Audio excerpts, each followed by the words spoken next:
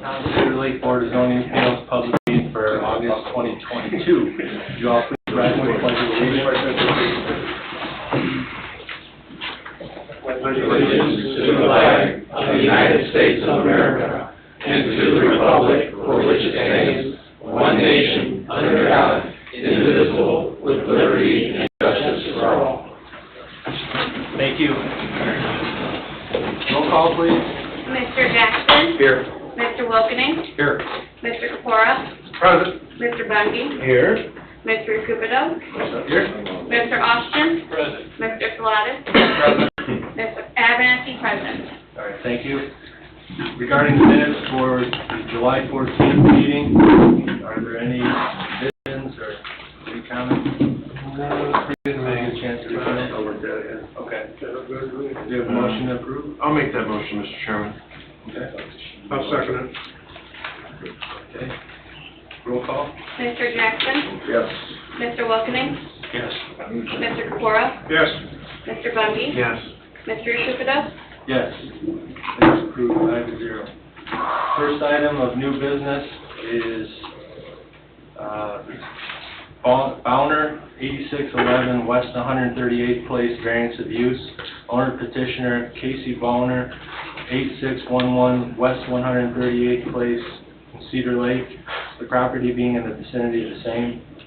This variance of use is to allow the petitioner to operate a hair salon in an R2 zoning district. Mr. Austin? Legals are in order, ready to go. All right, thank you, sir. Do we have a petitioner here present for this item? All right. Please come on up to the podium and state your name and address for the record. Okay. Casey Bonner, 8611 West 138th Place, Cedar Lake, Indiana, 46303. Thank you. And the reason for your request? Running a hair salon out of my house. Okay. Chris, do you have anything for us? Now you should have pictures of the room that it's intended for and then the house itself. Okay. How many seats or how many chairs are you? Just one. I'm going to be by appointment only, so I only do one client at a time. And then I believe I sent in pictures of our driveway to show like it won't be disturbance to neighbors. We have enough parking, all that good stuff as well. Is this something that we've done before in town? No, this is the most honest citizen. Yeah. You're honest enough to see it. Yeah. Just saying. Well, isn't this been a permitted No. home salon, home haircuts, sewing seamstress, small little cottage things like that, or have not been part of the ordinance before? I can't say if they were part of the ordinance before, but I can tell you they're not a part of the current zoning ordinance. We do have, I think, uses that would qualify for that. Some kind of home business. One of this seems. Yeah. Okay.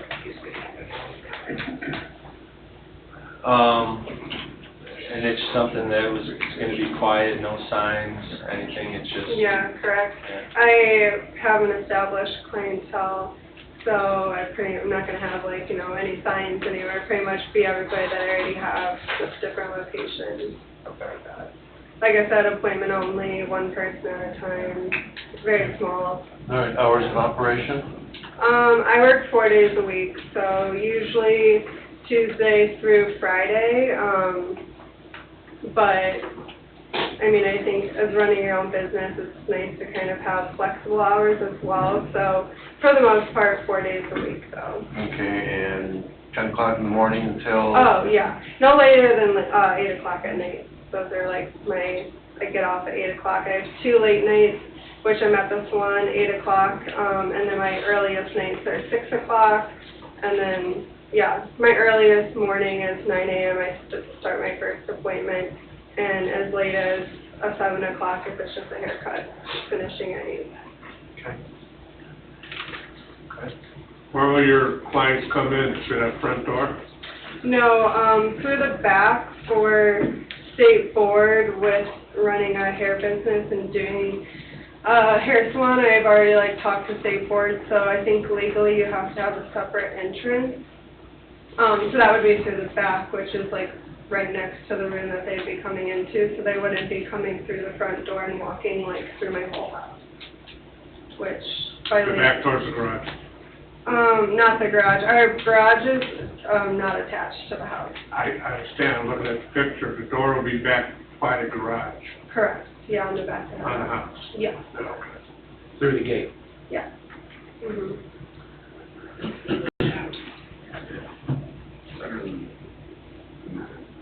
You guys have any other questions for the petitioner at the moment? No? I was just gonna mention, I'm glad she understands that just because we say it's okay, she may have other hurdles to overcome. Like, what, the licensing or whatever you have to do for a Yeah, I have to, petition? I would apply for my own, like, business license. Like I said, you know, state board, all of that. There's legal things that you have to do within a salon. It's what, I'm glad you know that. Yeah, absolutely. Because I don't want anybody making assumptions that we said it's good, so Yeah. run with it. No, definitely not. Okay, ma'am, have a quick seat. We're gonna, Okay. call up anybody here for or against this variance request. Anyone here for or against? Abernathy, do you have anything? I didn't get any written communication. There's one person online, but I'm not sure if she's for this petition or a different petition. Okay, Her hand's not showing in place. okay. So she's participating, she's hearing everything that's going on now? Mhm. Okay. All right, there's no remonstrance, so the public portion is now closed. You can come back up, ma'am, please.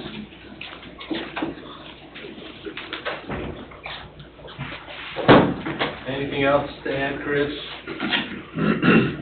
No? No? Okay. Pretty, let's see, Curtis, 38.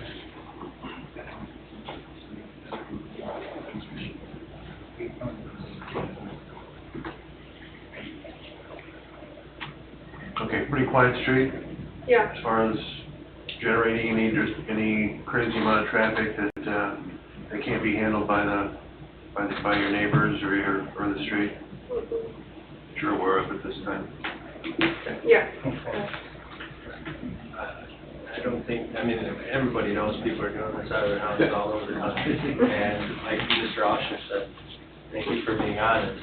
I would, if the motion's made, I'd probably make the contingency that this use is for this petitioner only. I don't think that would be a problem. Mhm. So no signage, very quiet, not intrusive to the neighborhood. Correct. We had hours of operation, 4 days a week, 9 AM to 8 PM, Mhm. and one client at a time, you said? Correct, yeah, I don't double book or anything. Yeah, like I said, I only work 4 days a week generally, but, you know, I don't know if that means, like, I have to tell you guys I'm only working 4 days a week, or if, like, I work a different day because I'm not working that day. Is that It'll be a maximum of 4 days, and it gets low. Is that what you're telling us? correct, yeah. Or, I mean, it just varies throughout the week. So, I mean, I guess if you need me to tell you, like, set days or any of that, I might have to, I don't know if you want me to say more than 4 days a week, like, are you being strict on Just one that? person at a time. Yeah. It'd be really nice. Right. Yeah. Right. You gonna be selling any products? I'm sorry? You gonna be selling any products? Yes, yeah, I have a merchant, like, retail certificate that I had to get to be able to also sell retail, so I have that as well. Okay. Delivery trucks, bringing product, or will For it, product, yeah. okay, but will it come by FedEx or Amazon, or Yeah. is it enough kind of quantity that you could foresee now they'll have, you know, any additional commercial truck, traffic or anything like that? No more than the Amazon driver that comes throughout the neighborhood that leaves, you know, one package on your door every now and then. I don't order every week or anything like that, so just every once in a while I'll get a package of hair products, stuff like that.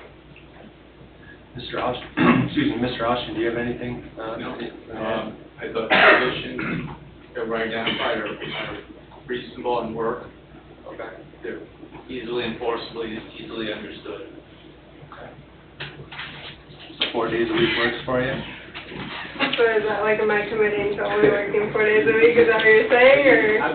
Yeah, if that's what you're saying you're gonna do, that's what you're committing to. There's gonna be, if there's a favorable recommendation of town council, there will be these contingencies in place and restrictions that we're talking about here. Okay. So you have to be comfortable with what you're presenting to us. If you think Yeah. it's 5, there are 5 hours. Well, I was gonna say, it's different every week. I mean, for the most part, I try and do 4, so, Can you say no more than so many? yeah, no more than 6, for sure. Okay. Let's just say that, then.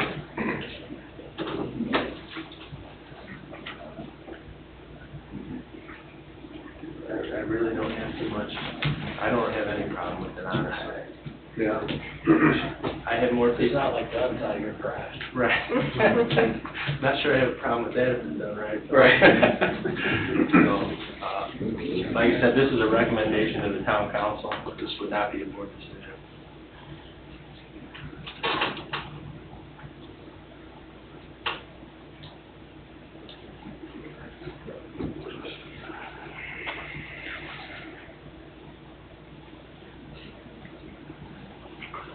For a motion?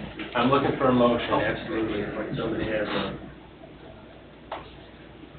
I'll make a motion that we send a favorable recommendation to the town council, to allow this petitioner to operate a hair salon in an R2 zoning district. This recommendation is for this owner only. If she were to sell the property, then, this variance goes away. She'll be working no more than 6 days, and the hours will be 10 to 8. 9 to 8, I mean, like I said, my earliest appointment starts at 9. 10 to 8.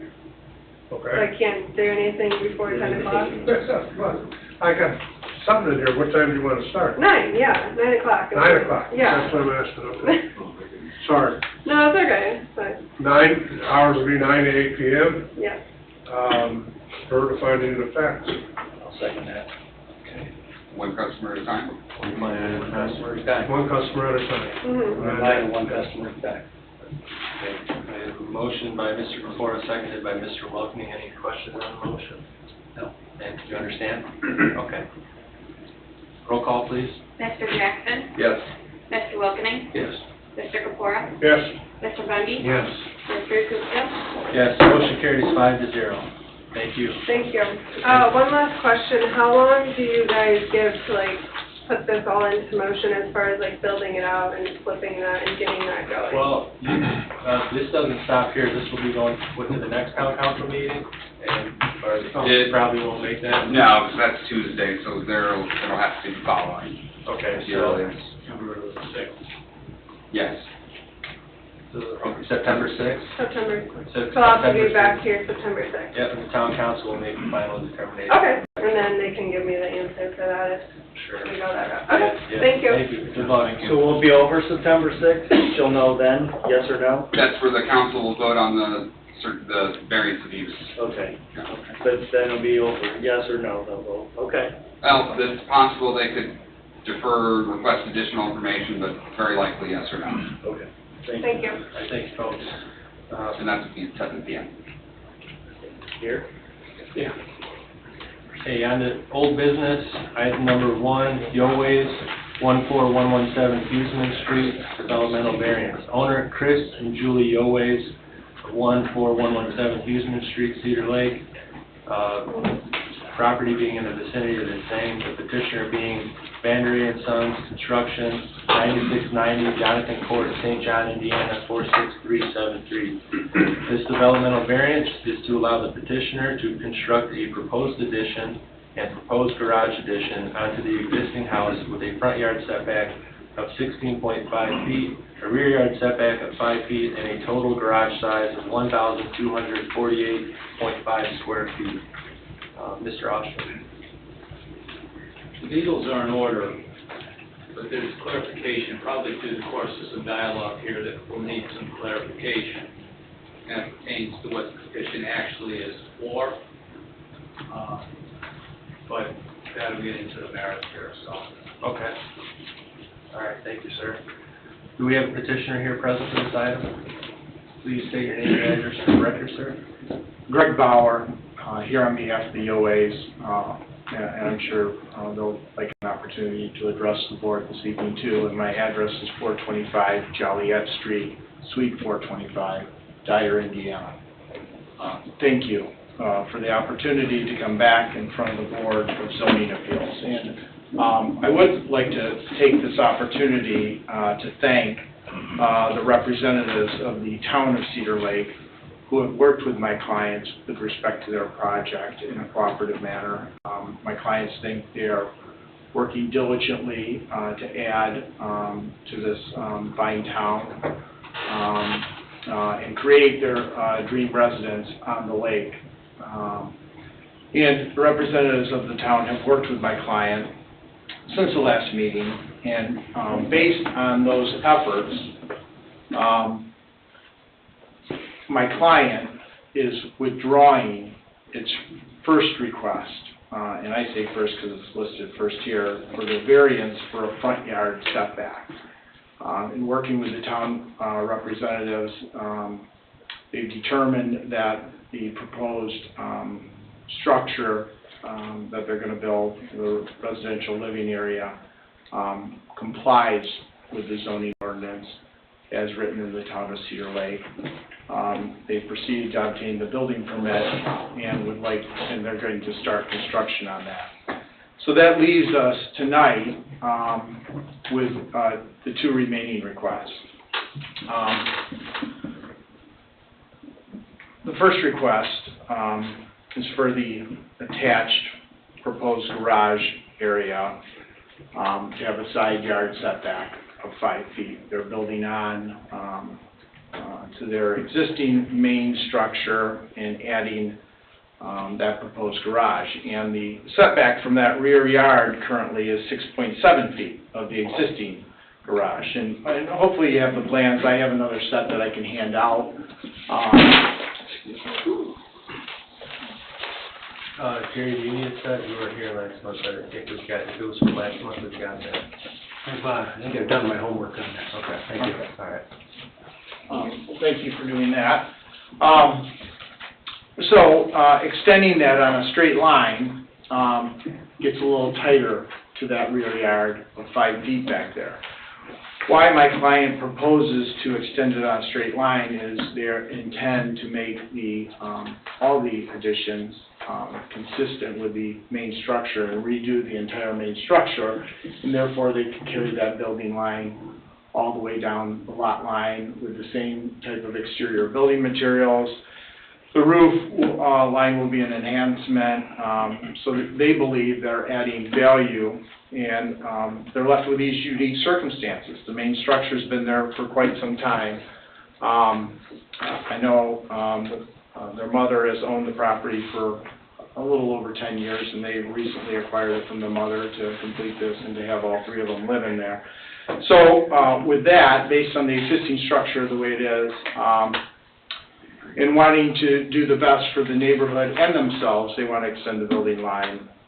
And with that, they would like a rear yard setback variance to allow that proposed garage to be 5 feet off that side yard line.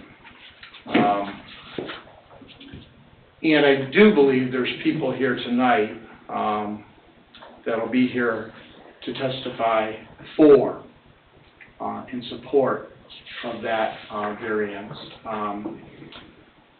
Because my clients have worked diligently with their neighbors, because they're neighbors, it's important to treat your neighbors appropriately. And what they've tried to do with this whole project is make sure they do not hurt their neighbors to the north and to the south in terms of the lake property that they both own. So they've tried to do the best to create a residential living structure that suits their family now, which will include their mother there, and also treats their neighbors appropriately. So hopefully they'll have an opportunity and be willing to speak with respect to that proposed addition. And then in addition, tonight, based on the notice of the meeting that's been sent out for tonight. The town worked on that actually with my clients also to determine what exact variance would be required for the size of that proposed garage being attached to it. Certainly right now the existing garage is not an accessory building under the language of your zoning ordinance. So there's various ways to look at it from the town's zoning ordinance. It looks from the agenda tonight, the town is looking at it that the total attached garage cannot exceed 1,100 square feet based on its interpretation of the zoning ordinance. So based on that and working with the town representatives over the last month, my clients are seeking a variance to allow them to construct the size of that proposed garage, which is set forth in your materials. I think it's approximately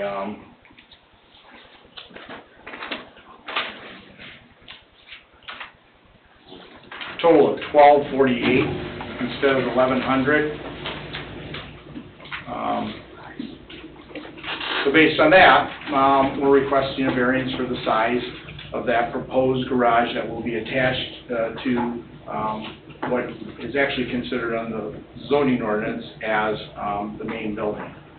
My clients believe, based on their efforts to design this in the manner that they've designed it, that they've garnered the support of their neighbors.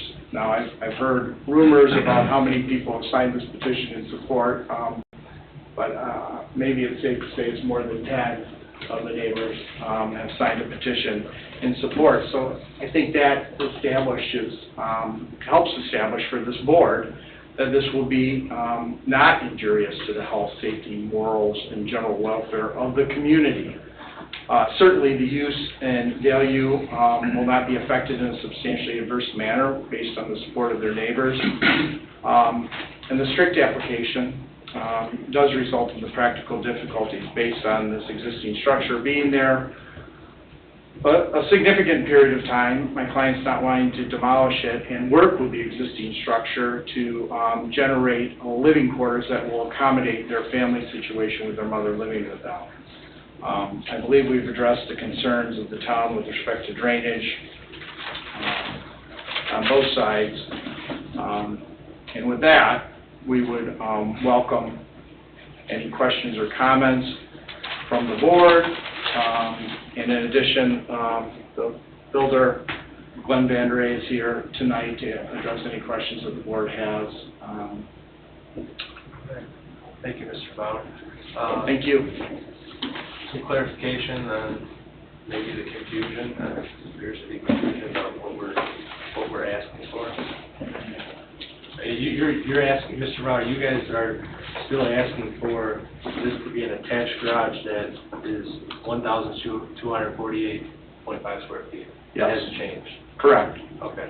All right. We want approval for that size and then the setback. Okay. Now, Correct. the setback it's advertised as a rear yard setback, but is this a rear yard setback that's a bigger ask than a side yard setback of 5 feet? So what is it? Well, that's the street side, so it should be the front yard, right? Well, it's on 5 the feet. north side. Well, the north side has a 2. North side 6.7, that's the side yard. I'm wondering, Mr. Bauer, what are these other 2 buildings here? Vinyl shed and concrete garage, is that what is on the property right by the concrete block well house?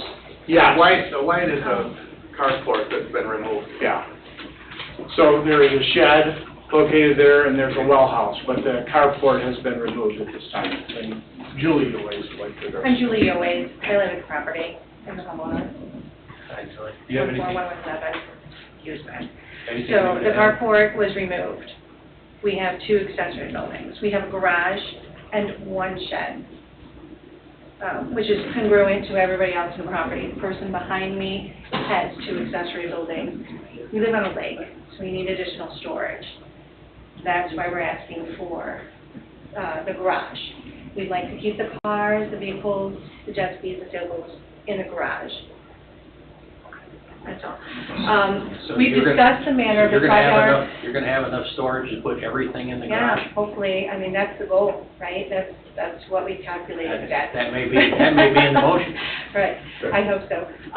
We settled the business of where the front yard was last time we were here, because I specifically asked that question. Do I have 2 front yards and do I have 2 backyards? It occurred to us when we viewed the variance, and we actually started this process back in May with the town. We applied for a variance, and the language was wrong, and we told we'd have to wait. So the day of the last variance meeting, which would have been in June, our variance request was canceled because the language was wrong. We hired an attorney to make sure the language was right, and we appeared here last month, and there was some question, again, last month about if we have 2 front yards and if we have 2 backyards. It was decided last month at this variance meeting that our front yard was on Huseman Street, and we requested a 16.5-foot variance for the house based on our front yard being on Huseman Street. So therefore, our backyard would be the lakeside. So if we're going to change that, then we need to change a whole bunch of stuff because we have a building permit and we started. Nobody's asking you to change Okay, that. We're just so asking then for therefore we would, notification. the The way side it's yard would advertised be and what Mr. 5 Bauer is foot. mentioning are 2 different Not things. the backyard, not the front yard. The side yard is a 5-foot request. It's side yard. It advertises rear yard, that's why I'm clarifying this. You're telling me it's Yep. side yard. Well, it has to be. Fine. I'm not telling, you're telling me what the front yard is and what the rear yard is. 5 feet is on the west side of the proposed garage, correct? It's on the north side, that's what I said. It's on the North side. The north side is 6.7. The northwest corner of it is 5 here. The existing corner of the garage is at 6.7 right now. Their proposed addition would be at 5 at the northwest corner. Northwest corner, okay. Which is completely hidden. It's in a corner of the lot, it's completely hidden by everybody. Which would be under that 5 foot would be under either a side yard or a rear yard setback. Given the shape of this particular property, determining, the front yard is determined based on the addressing and the frontage street, which is Huseman. Which, given the shape of the property, there could be an argument as to where the rear yard is. Okay. The front yard was solved through an ordinance in the book that we have that allows them to match adjacent frontage property if they're existing. Building lines, yes. So that went away, which left the garage as the only existing 2 variance requests. Whether or not you want to call it a side yard or a rear yard, they would require variances regardless. And where are we at on the stormwater being checked off? Don looked at it, water rolls downhill, it's exactly where it should be going. Okay. I'm sorry, go ahead. The existing garage, is that going to continue to be used? Oh, yeah. Yeah, as a garage. Okay, and the addition is going to be 1,200 and some square feet. No, the No. total size once Total the of addition both is added. garages, Yes. Yeah, of the existing garage and the addition will be 1,200. correct, Okay. correct. Yeah. And what's your total accessory structure between the 2 structures? You want to know the total size of the Yeah. accessory structures? Is that 1,248 thing? No, that's the garage. The accessory garage, which is an accessory structure not attached to the house, is 254 square feet. And then the shed, which is not attached to the house or the garage, is 205 square feet. Would you remove any of those structures? We removed the carport. Yeah, there were 3 structures, the carport was there, we just removed it just a couple weeks The 2 ago. existing, the garage and the shed, will any of those be removed? No, no stay.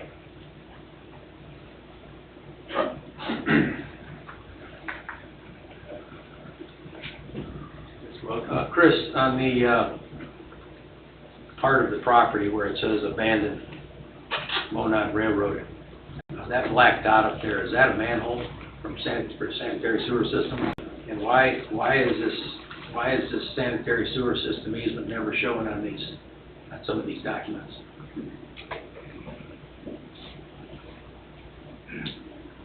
I can't say for certain. It's because it's a site plan for planning and zoning purposes.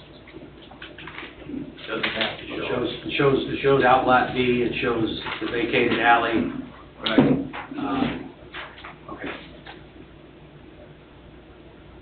Any other questions? Gentlemen? This project is really kind of a in-laws quarters kind of arrangement, correct? No, it's intended to be one home. My mom's not able to live on her own. She's not even able to be separated. What Mr. So, Bauer had alluded to sounded like, to me, like kind of in-laws quarters. she'll be living with us. It's one home. I have two sons at home. One just graduated from Indiana University, so he's home getting his feet wet with his new job. And then my youngest is in Hanover. He's a senior at Hanover High School. So they're still at home, and they'll be with us, with my mom. But it's one home, one laundry room, one kitchen? Yeah, one kitchen, one dining room. There's a master bedroom. My mom will have one of the 3 bedrooms.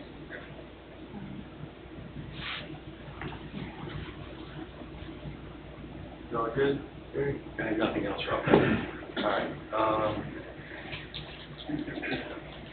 We're gonna open the floor for public comment, so if folks would like to have a seat, please. Appreciate it. Is there anyone here in attendance for or against this variance? Anyone here for or against the variance? Sir, please come on up and state your name and address for the record. Name is Doug Spencer, address is 8506 West 141st Lane. The property to the north, where you guys are talking about the variance in the garage, is my property there. Where they're going to put that garage, the end of it, doesn't come into play really with my property at all. In other words, it doesn't interfere with anything at all. I don't have any problems with it. I have to give kudos to the family coming in. They met with, the wife and I sat down with them. We discussed, exactly what they were trying to do, why they were trying to do it. They had both of the neighbors on the north and the south involved with it, and they kept a clear line of sight for us, and did not build a home up forward. They could have built a home up forward. There would not have been any restrictions there. But you'd have put me in a tunnel, and you'd have blocked quite a few of the homes down on the block there. So, we would have, your neighbor would have, but. Yeah, all my neighbors would be blocked off too. I would be the one that's stuck in the tunnel because my neighbor to the north moved his house all the way up, and I lost a ton of view. And I think my neighbors kind of saw that, and they wanted to make sure it didn't happen to them. All right. Okay. Thank you, Mr. Spencer. Okay. Anyone else here for or against this variance?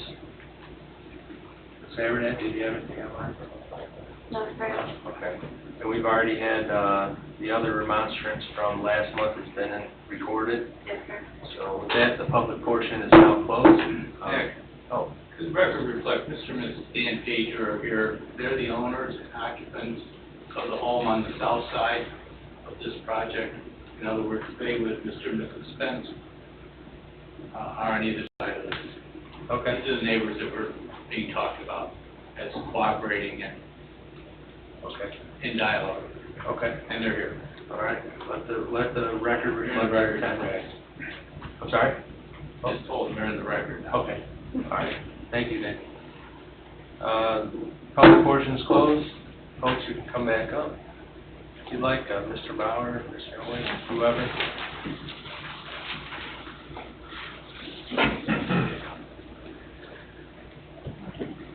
Okay. Anything else to add? Anything new?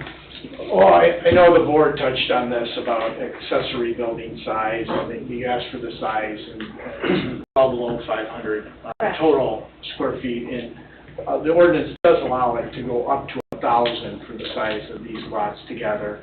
So they're more than 500 feet lower on the accessory building side, and all they're asking for the attached garage is an extra 148.5 square feet. So in considering that, they're not trying to go crazy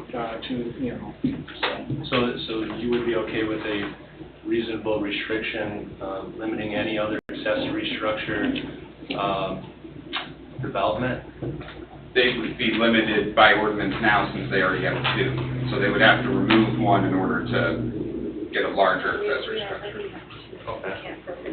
Or expansion on any of those? What are the two? Looks like, You can expand upon that.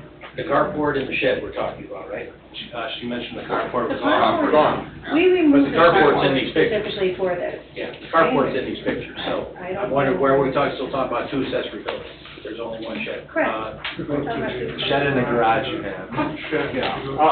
Can I point it out to you to make sure that? Yeah. Okay, see on that picture over there, there's a bright white roof, next, southwest of the main structure. That's the carport. So the two,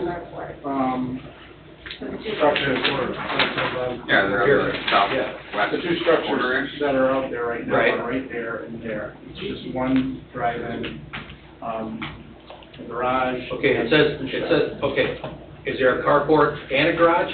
No, carport's been eliminated. Okay, so what are you pointing to, something that's gone? This is just a vinyl shed. Right? And this is a vinyl garage. Oh, there is a garage Yeah. there, not the carport, Not- okay. Carport was here, that's been removed. Okay, all right, got it. Just want to make Got that. it.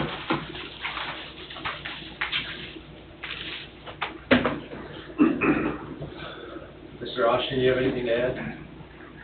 The only thing I think is missing for interpretation here is the definition of attached.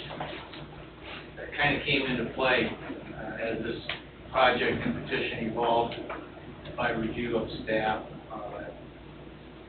Chris, and petitioners, their attorney. I mean, there's a significant discussion here to be had. There's a definition in the new zoning ordinance, and little did we know we were going to have this when we were working on the zoning ordinance, as to how to define attached. And that's something that either you look at now and agree with the interpretation made that there's a substantial connection, or I thought about it today after I talked to Attorney Bauer, like a party wall type circumstance. But does that mean 10 feet? Does that mean 100 feet? Does that mean, what is substantial? Is another definition. We haven't faced this question before. That's why it's kind of difficult. Also, the foundation or the starting place to solve the problem if we're starting from scratch. Right. Then that got discovered along the way by way of this dialogue. Here we are. I would tell you, I probably disagree with Mr. Bauer. We probably have a solid basis for legal, argument between us about whether that's attached or detached. And devil's in the details, and the eye of the beholder. So your plans that you are presenting to us,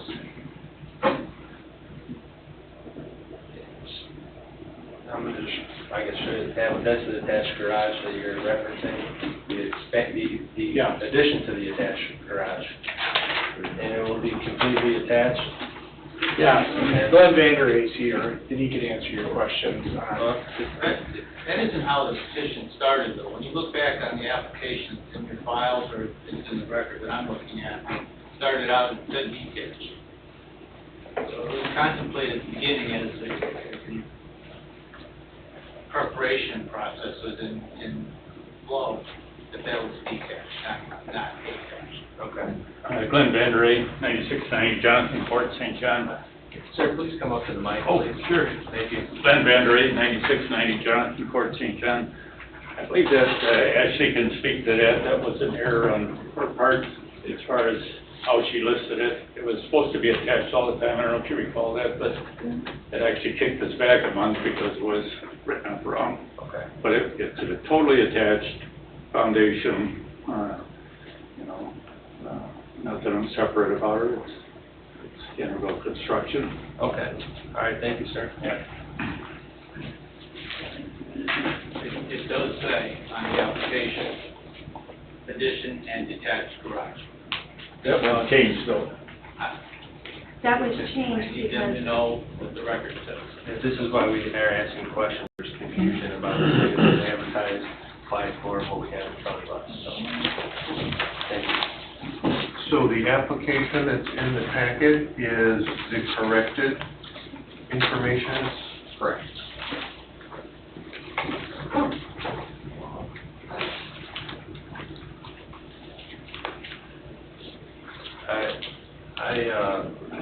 I have a few things here, and, has everyone read Don Oliphant's, responses in here? He does have some concerns, one of them being what does it say, the proposed FF, what's FF? Finished floor. Finished floor, could go 3+ feet above the existing grade.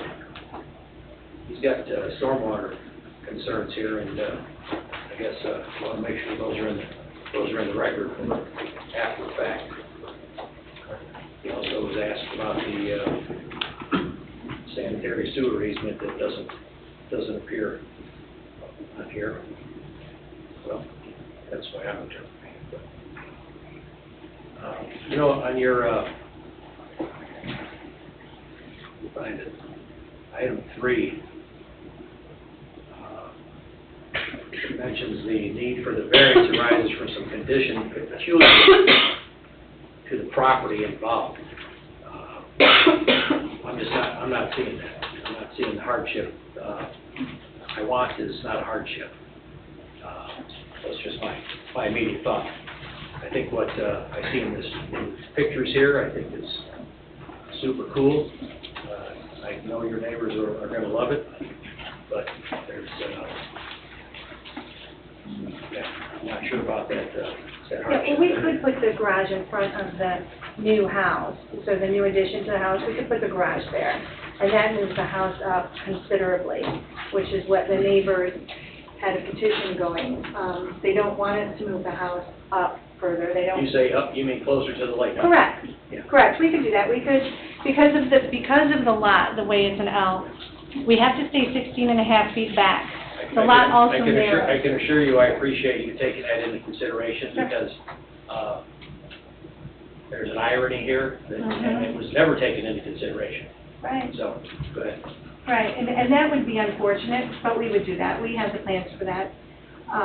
I just, after talking with Dan and Doug, they know we don't want to do that, and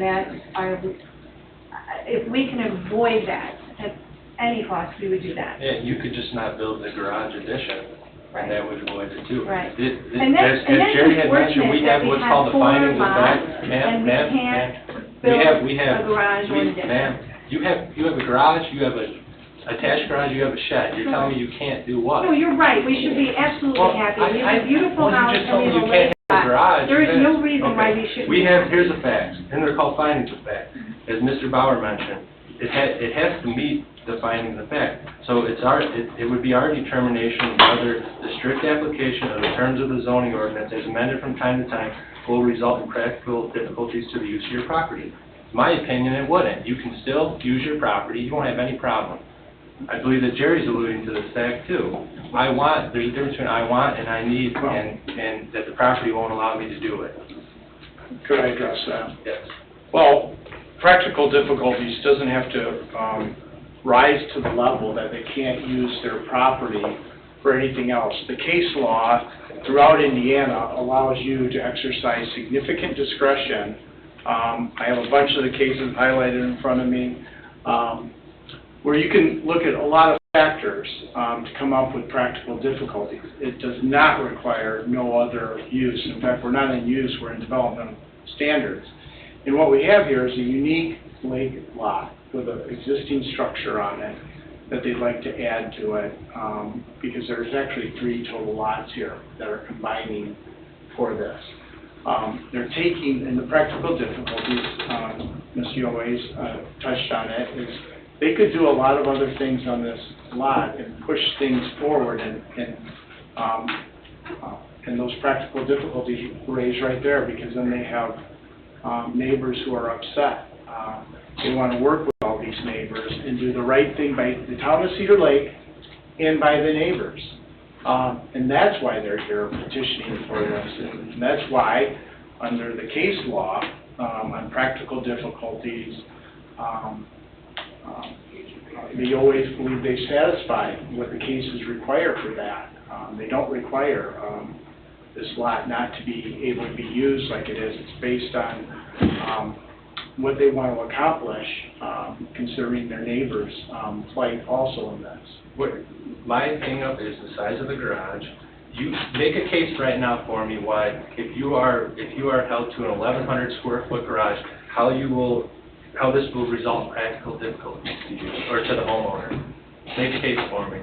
Well, one was how we tie into the roof line, and 2 was the garage doors and how they line up. Additional 2 garage doors versus just 1 large 2-door garage and 2 single car doors. I mean, we get into all kinds of structural things that we think it looks nicer to have the garage doors and such as the way Glenn or the architect has built them, along with how he attaches to the roof of the existing garage. That didn't answer my question. Practical difficulties, Okay. it's because it's a lake lot, and they want to use it as a lake lot. They have vehicles and watercraft and other and stuff to support the lot, lawnmowers, and based on that, this size will allow them to accomplish all that and use their lake lot for the reason why they bought it, sailboats. I think I have 4 kayaks. They're trying to put it all away at night so it looks appropriate for the town and for the neighbors, and just based on that, it's practical difficulties. It's in practice, and that's why they're asking for the size, to stick all their water enjoyment equipment and lawn equipment and vehicles in garages. Okay. And we can appreciate, we would not have gotten the variance last month either for the 16.5 feet setback for the house if we would have settled last month either and not taken the postponement, even though that is already a rule written in the book and we were already able to do that, to which we didn't know because the town had notified us that we didn't even need a variance for that. So we realized you would have already said something, you would have already said no to something that we didn't even need to request. So we recognized we were taking a chance. It's just that even the remonstrators have a tent in their yard to house all of their stuff that won't hide, that they can't hide in their garage. So we're just simply asking for garage to put our boats and things, but, entirely up to this committee. I mean, it's just to make the neighborhood nice. We don't want all of our stuff all over the yard. It's a road people drive up, there's one entrance in, one entrance out. That's what you see. All of our trailers, wave runners, boats, be stored out there. Maybe you got too much stuff. Maybe. I'm actually thinking a little back farther than that. The garage to me is a small piece of the puzzle, keeping everything inside. We've done that many times here. Contingencies. The hardship exists on wanting to keep the old home and making an addition to it. That's the practical difficulty, is the design in general. Now we got to shove this over here and shove that over there. I mean, I get that. I'm still having a hard time with the overall hardship of this, other than for budgetary reasons. I mean, you tear a whole house down, and build a whole brand new one. I mean, that's rough on a budget. Yeah, but they're close to doing that. They're going to I call it skinning the exterior of that and make it look brand new. And you know, you could take a look at that garage that they're adding to on the back, and they could push it off the lot line, some additional feet, but then you have the difficulty of the different building lines. It simply won't be as aesthetically pleasing to the surrounding neighborhood and their neighbors again. And simply put, this is only 148.5 square feet that they're seeking, and they're well under the accessory building size. So taking that into consideration, my client is willing to commit on no other accessory buildings. Well, you can't, but no expansion of accessory buildings, you would commit to that. I don't know why we would have to give up any of our rights. You're not giving up rights, you're making a case that you're doing this in lieu of expanding on accessory structures. That's what your attorney is saying, alluding to. So, I'm just going by what I'm hearing here. And we're going by what we're hearing too. I just don't see issues with practical difficulties if they stick with the zoning ordinance. We actually just expanded the zoning ordinance in March from what, 800 square feet to 1,100 square feet on attached garages. Now we want to go another 148 square feet. I mean, just. When does stormwater concerns of Don ponds, when do those get resolved? That occupancy, is the final inspection, when does that actually happen? The Don has a lot of things open-ended on here, so who has the plan for that? Is that the end game? With as-built, it would be reviewed, so before occupancy, unless the board asks for his review again before permit issuance. Just double checking the protocol. You know how that goes. Just double checking the protocol. John, Ray, you guys got anything to add? Yeah. So, there's no concern about the 5 foot, the concern about the extra 1,400 square feet, or 144 square feet? Sure. Yeah. 148. That's what's concerned? That's what my hang-up is. Not 5 feet. I mean, if you want to be honest, you could put it at 8 foot too. I mean, I don't see a practical difficulty in doing that, but. Well, I just want to see what we have to work through here. And 5 foot is not a concern to us, so much as the extra 148 square feet. To me personally, John, yes.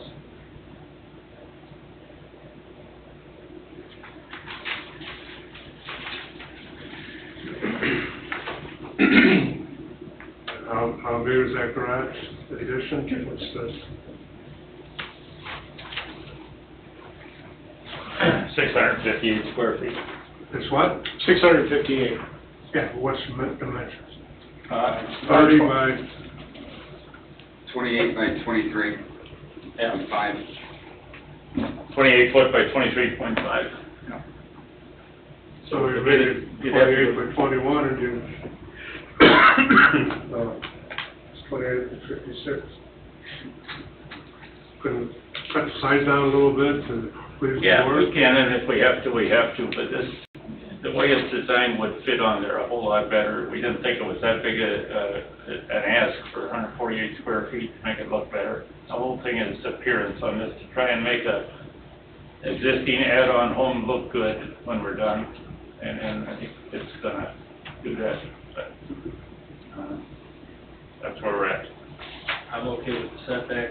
The house is already, the structure's already there at 5 feet. I don't feel that going 8 feet is going to be any benefit.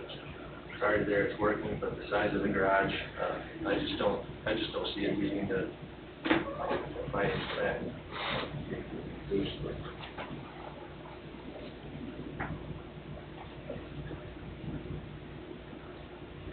So what you're saying is they need to decrease the size of the garage by 148 square feet?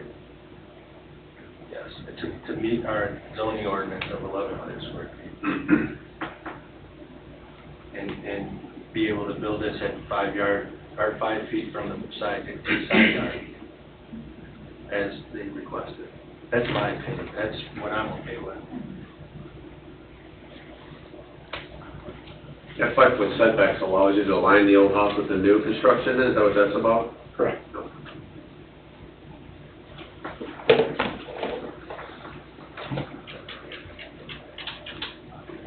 This is a board decision, so.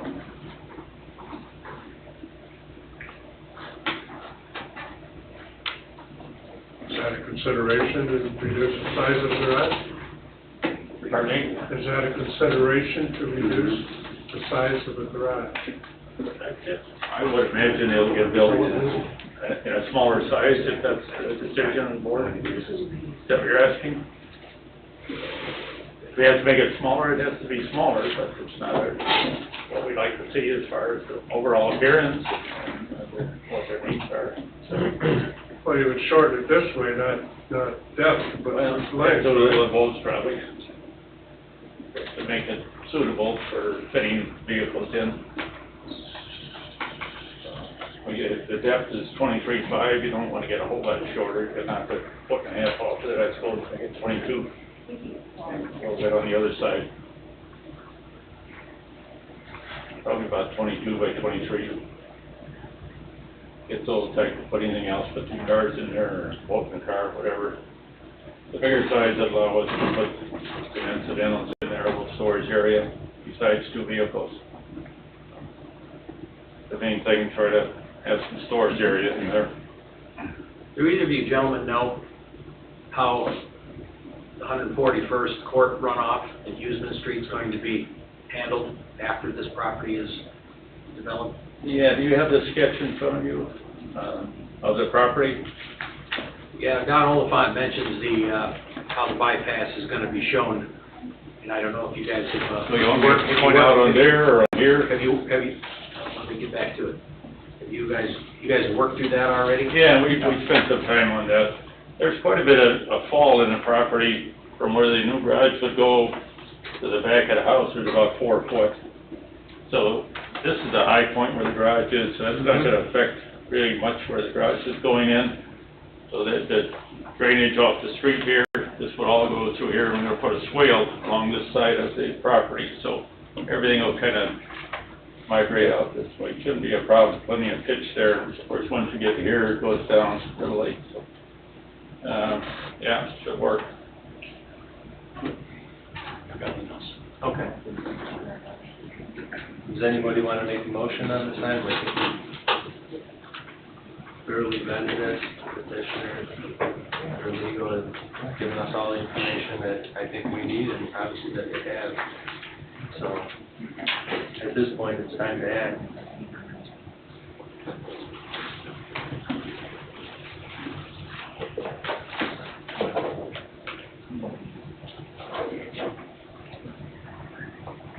Is the roof height of the addition to the garage going to be the same as the existing?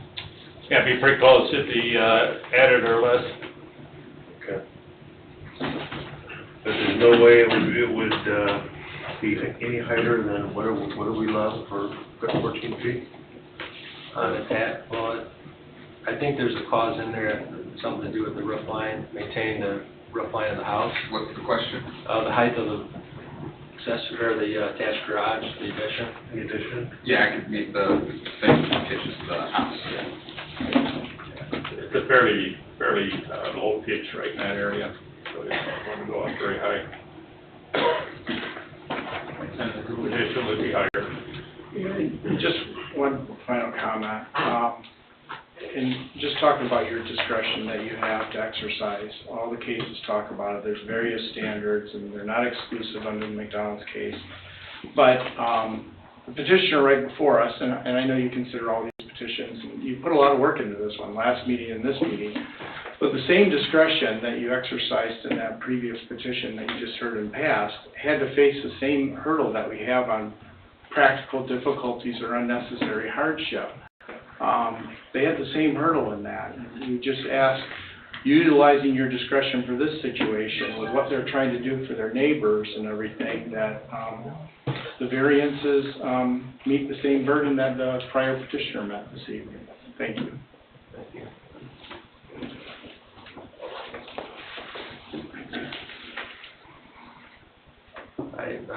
If it was me, I would make a motion to allow the 5-foot rear yard setback because,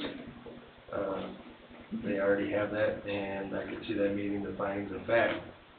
And it won't create any hardship on the neighbors, and that one passes the test for me. But the size of, The size is not.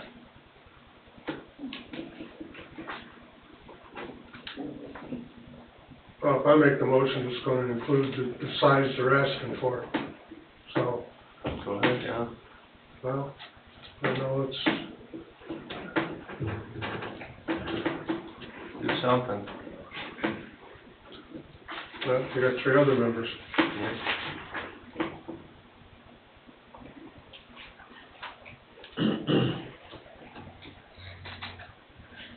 Someone ought to make a motion, and we'll see what it does. Well, if it's defeated, then they're done. Right? So Nick, can we have a bit more discussion? Go ahead, yep. You know, and this is global and holistic, not black and white out of your zoning ordinance. You spent a lot of time in that zoning ordinance, you spent a lot of time. And it wasn't to bypass the zoning ordinance for 6 months we were using it, which is probably a fear some of you have, maybe some plan commissioners have. All of a sudden, we have new code, new standards, new requirements, and all of the waivers and variances are being presented, and we're faced with that. The truth of the matter is, Noble Oak subdivision is one of the oldest subdivisions in this town. It's one of the most unique subdivisions in this town from a configuration and a lot layout and a former usage perspective. Every one of us knows the subdivision. Every one of us knows the property, the area.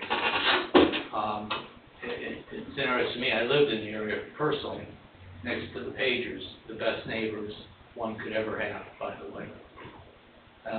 And I so thoroughly enjoyed the neighborhood, I was sorry to leave. But the neighborhood characteristics here are unique. You had the railroad down on the lakefront that ran past there until abandonment in 1947. Things began to change, and folks started moving in and living on Cedar Lake. And what you have in that neighborhood are regular, successful, everyday people. They're not like the folks on the south end of the lake. They're not like the folks in other areas of town. They're normal folks who came here and were able to put it together and live on Cedar Lake, raise their families.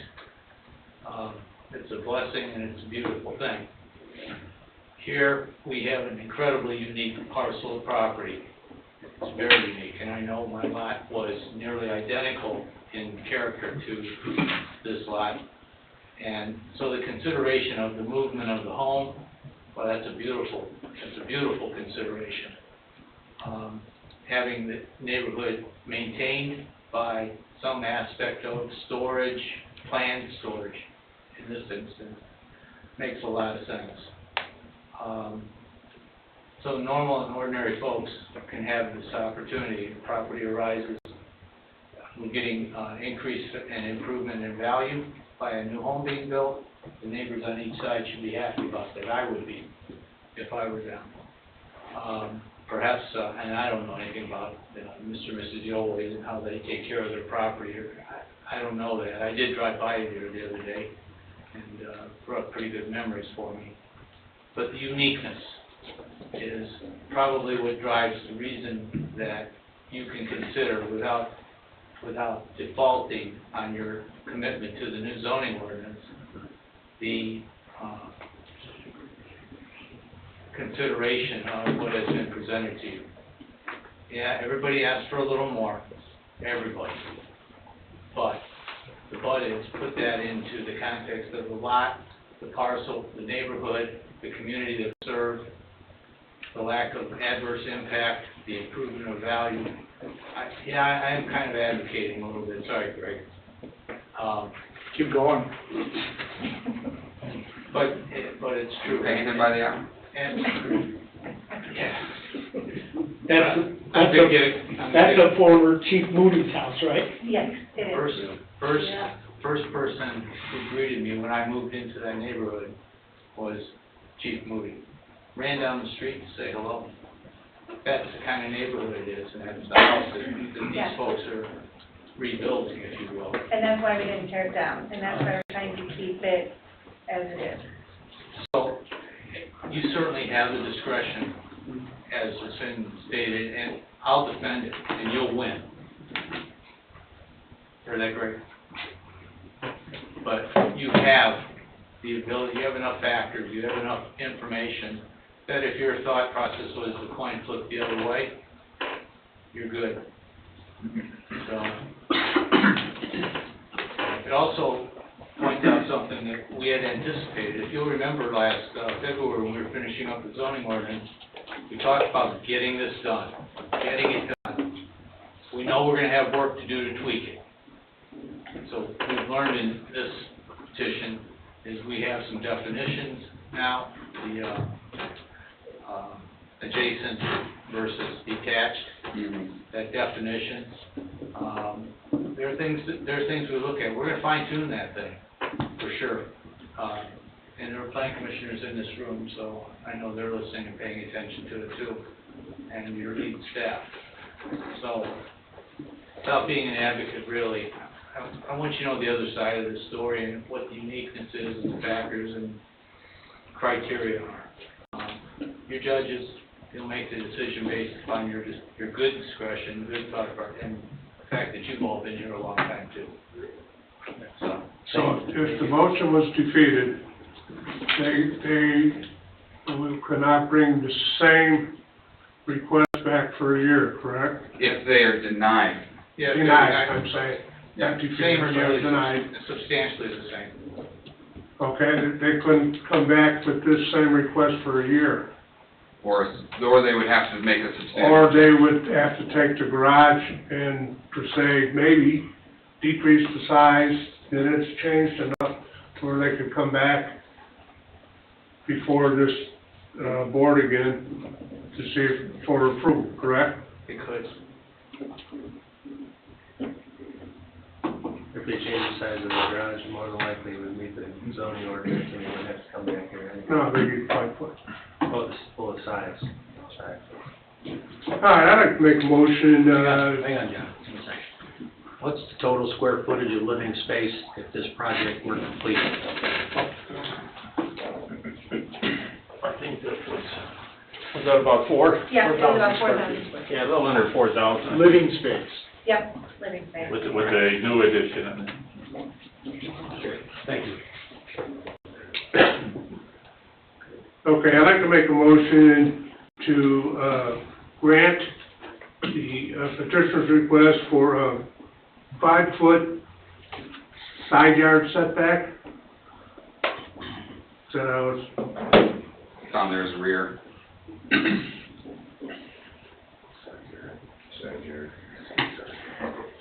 I would go as requested, right?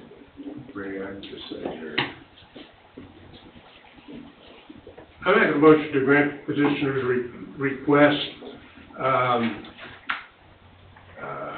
as stated in here, except for the front yard setback of 16.5 feet, which meets town ordinance the way it is, per finding of facts. Correct? That's a good motion, Greg. You withdrew the front yard. 16.5. Okay, the record needs to reflect that that happened. So we don't have any confusion over the scope of the motion. Okay, thank you. All right, That's my motion, include the findings? per finding of facts. Okay. You have a second? I'll second, Mr. Chairman. Okay, motion by Mr. Corpora, seconded by Mr. Bungie to allow this development developmental variance for the petitioner to construct a garage addition with a rear yard setback of 5 feet and a total garage size of 1,248.5 square feet to include the findings. Any questions on the motion? That sound good, John? Sounds good. Okay. Any question, Mr. Bauer?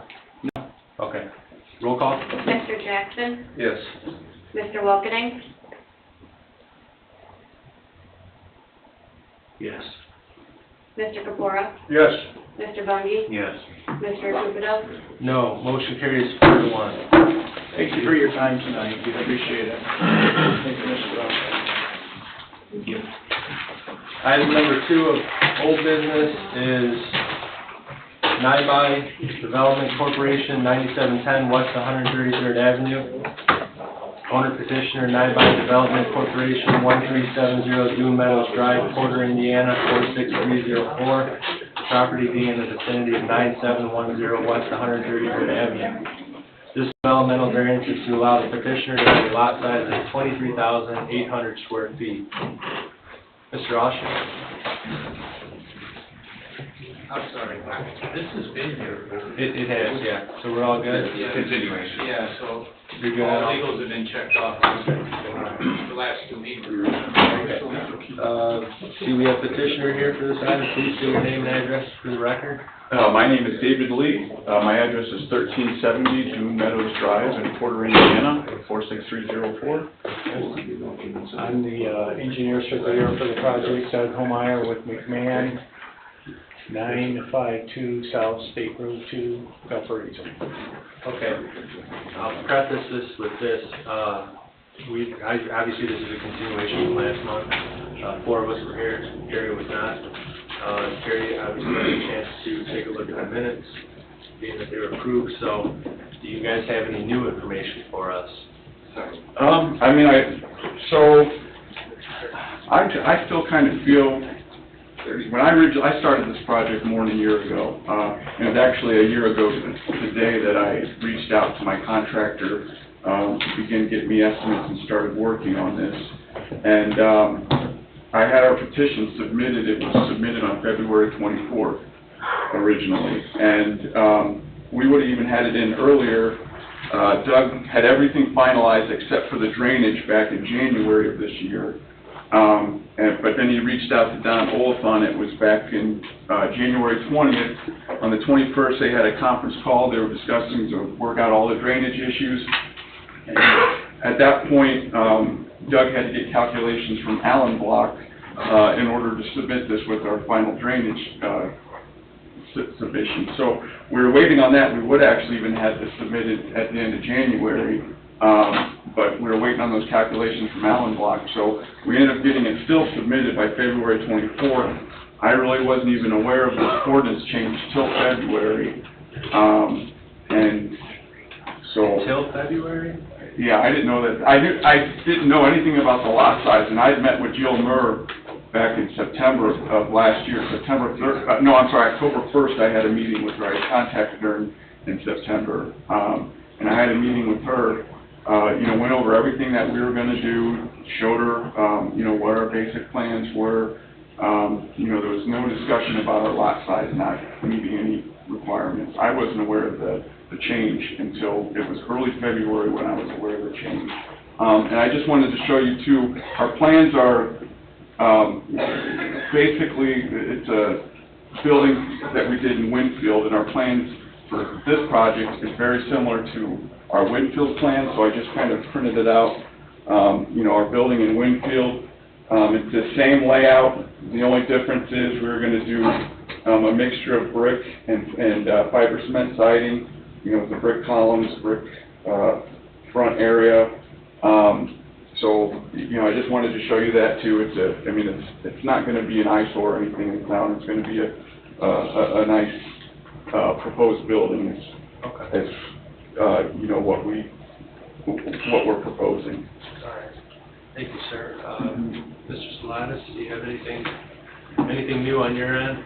No new submissions. I've provided a timeline that's in your packet there on the iPads that show the submission dates, and the different meeting dates that they've met so far. And that was another thing, too, we did meet back on April 6th with our original, and April 6th was where it was learned, the April 6th work session. That was where we learned that our building was over the setbacks, the front yard and side yard and rear yard setbacks.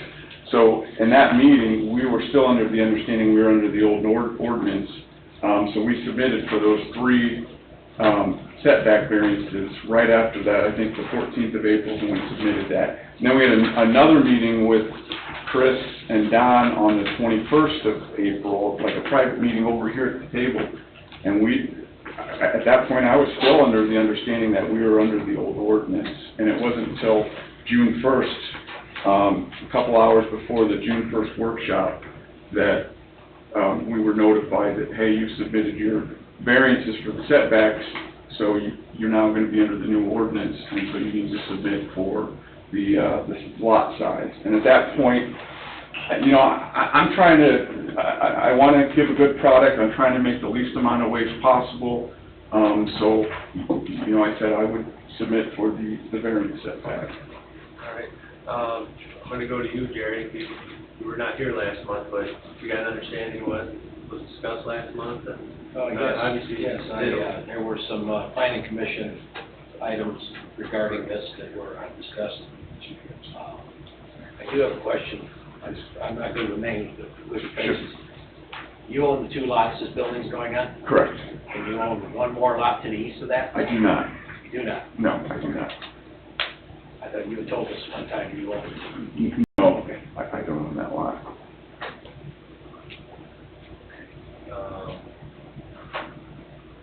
Mr. Austin, I don't really see anybody out in the crowd that, any new faces, possibly for remonstrance. All old faces? All old faces, okay.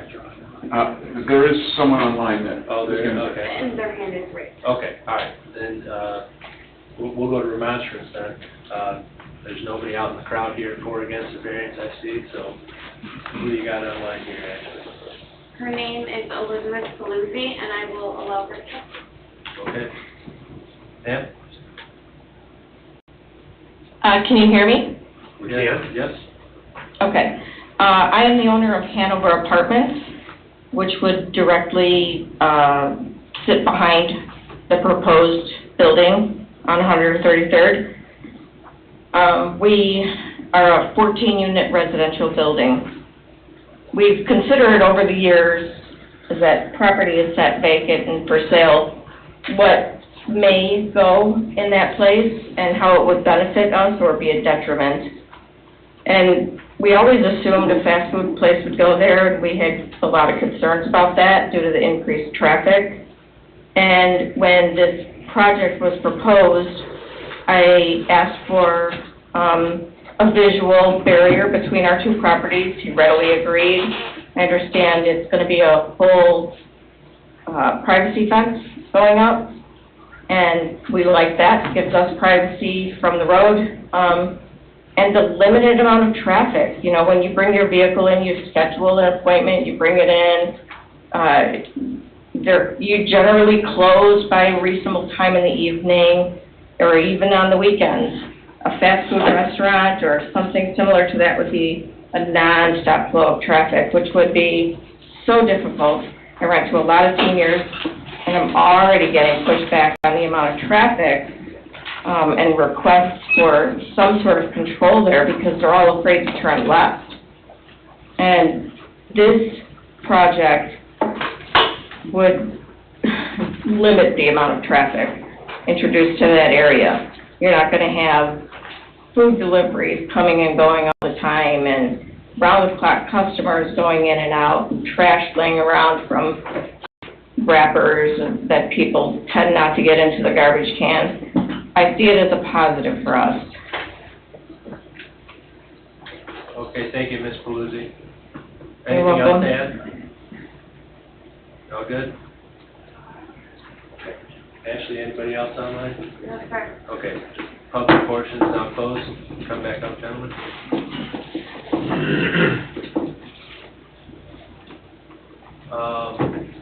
Unfortunately, my stance has not changed on this. Nothing new has been brought to me.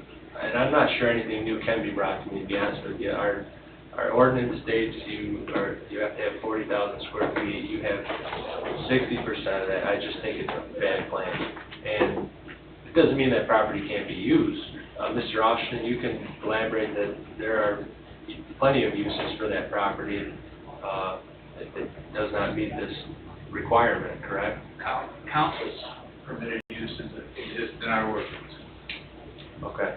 Absolutely. Okay. How long has this been zone B3? Long time, don't know that. Any idea? Pretty far back, I mean, it didn't change from the zoning law. Probably close to 20. Okay, and this is the old, Maybe longer, maybe 30. I know it's 20 for Should sure. have been when the first, the latest version of the zoning ordinance was here. and this is the parcel where the Quonset hut area was Yes. to be, correct? Yes. I guess, Mr. President, we just heard about practical difficulties of property that has an existing structure. And we're using practical difficulties with a vacant lot. And hard times that We've changed that under advisement from, a push from Mr. Everly, for this exact, to avoid this exact thing. We've changed it. I'm not sure I'm gonna deviate from it. it's really unfortunate how all this transpired a month before it got to us, but like I said last month, I'm dealing with here, now, and today, what's required for a B3 lot today, and what you're asking for. We got a lot of stuff in town that hasn't been planned correctly, and or planned it all, like I said. I don't even go over it again, but I'm just telling you guys, I'm where I'm at, where I was at last month, and unfortunately, there's really nothing that can be brought to me that would help that situation. It is what it is. I mean, even. It's a beautiful building. We It submitted seems like it you're- before the ordinance changed, and it wasn't like, you know, because I did not rush last minute to get this in. I was 90% done with this by the time I learned about this ordinance change. I had everything submitted. The only thing we did not realize, and the only thing that's why we're here today, is because the setbacks from the building, at the time I submitted everything else, we weren't aware of the variances for the setbacks. And that's the only reason we're here today. And like I said, I'd be willing to give you guys all my phone number if there was any issues that you have with the project, with the business. You could call me personally. I actually reached out to the Winfield Town Planner, who said I could list them as a reference, the Chesterton Town Planner, because we put buildings up there, and Crown Point. All three of them said I could list them as references for you guys because I've done past projects with them. Especially Chesterton was one where we took a dilapidated building and completely renovated outside and inside, and the town's very happy with the final product. And like I said, we're here to partner with the town and provide a nice building. I'm not looking to cut corners. And the only reason I'm here today is because of my setbacks for the building were not submitted when I submitted everything else. But at that point, nothing had changed from when I submitted my site plan to when I submitted a variance request for the setbacks. We just didn't realize, I don't know if it was because we didn't know there was a residential lot abut it. I don't know, but we didn't realize that our building was over the setbacks when we submitted. But nothing changed from when I submitted that original site plan to when I submitted the variance request for the setbacks. I don't believe we have any problems with the type of building you're putting up, any of that. It's just boils down to lot size. Now, I've had a lot of conversation on this, and my position hasn't changed from the last BZA or the Plan Commission meeting we had last. I feel that there was some miscommunication, and unfortunately, the lady who was handling a lot of this, I'm not saying she didn't communicate to you properly, or if she did, if you're not telling us that, I don't know, one way or the other. so we can't fall back on that as an excuse. I feel that you submitted your original application on February 24th, which to me fell under the old ordinances. At that time, you were almost 4,000 square feet over what was required. Then the ordinance changed like a week later, now you're illegal. Well, I won't say illegal, but now you don't meet the ordinance requirements in that respect of the lot size. I feel that there are certain circumstances that come along that we need to take a look at and weigh exactly the timeline, what happened. If you would have came in June and did all this, and we stand before us now, and you started in June, I would be the first one to say no. If I could make a point of clarification, and you have the timeline in front of you, April 14th, the three developmental variances that were sought, side yard setback, rear yard setback, and parking in the front yard, I've got the changes from the old zoning ordinance to the current zoning ordinance. Those never changed. So that should have been submitted in February with the original petition, because they would have known at that time under the old zoning ordinance, that's what the setbacks were. Those setbacks never changed from the old zoning ordinance to the new one. Okay, but they're not here for setbacks. But they previously were in April. Yeah, and they were granted. We were granted, you know, that gave us a positive, okay, you granted them. They were granted. Let's You go know, forward with the project. I'm just trying to state my position, and you heard it a week ago and last month, and you know where I stand on this. I feel in this situation that maybe some leniency should be looked at here, or they fit in with that northeast corner of that street. You got an auto body, mechanical place, you got a scooter place, and then you're gonna have this guy's place. Across the street, a couple doors down, you got a auto parts store. I mean, you go down the block further, and you have a perfection, customized, whatever it is, cherry season every day. And then you got Tom and Ed's down there. Now, I was reminded that those were all grandfathered in. Well, that's true. But they're coming in here with a building that's gonna show up the other two that are there on that corner. I'm not arguing that, just clarifying the town's position. But I'm trying to state my position, and I'm trying to fight for these guys, because I think it's a good business that should come into this town, okay? And it's unfortunate that it happened this way. Maybe they were remiss in their timelines. I don't know. But my feeling is they should be given this. John, you need to remember you're a decision maker and you're not a fighter for them. Your position is not to do that. Then I'll take the gloves off, and I'm trying to state my position. I got you. I just want to make certain you don't cross the line here. Yeah, okay, I understand that, and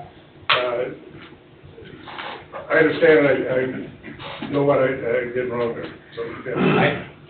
I don't disagree with you. The timeline's timeline, how it all happened is how it all happened. We're trying to avoid this with the new ordinance. What you want to do there, it's a great idea, it's a beautiful building. I'm just not sure for us, it's a good plan. It's not a good plan for me by deviating it 100%. Yeah, but where do you draw the line between, you know, now he has a parcel that's zone B3, and, you know, B3 is a pretty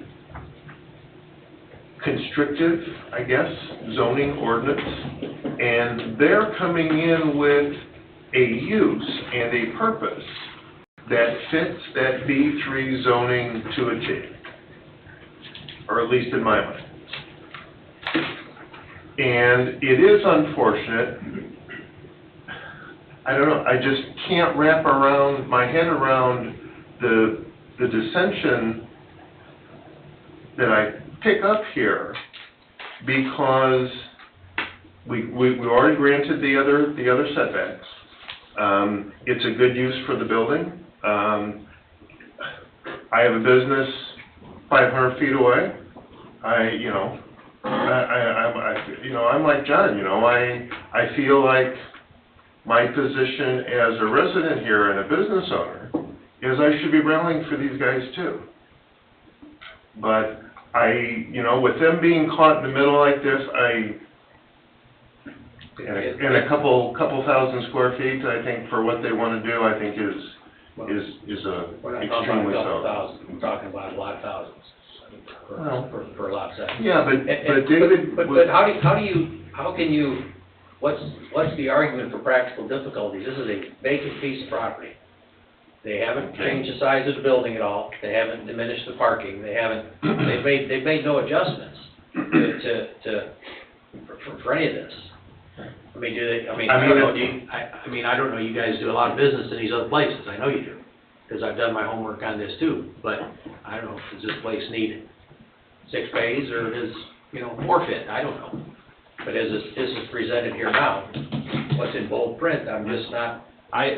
There's no question that you guys look like you run a top-notch operation. So don't, at least from me, it's my opinion, do not question that. Part of our job is to look beyond today, next year, beyond you guys being here, and planning stuff properly. So don't take any of my opinions personally, because I think it's a great business, and it could fit, and it would be great if your lot was 40,000 square foot. We welcome you with open arms, but, the leniency that we want to give them today is the leniency that past people have given developers in the past, and we deal with these problems here quite often when stuff is not built to standard. If I had submitted, if this ordinance had changed,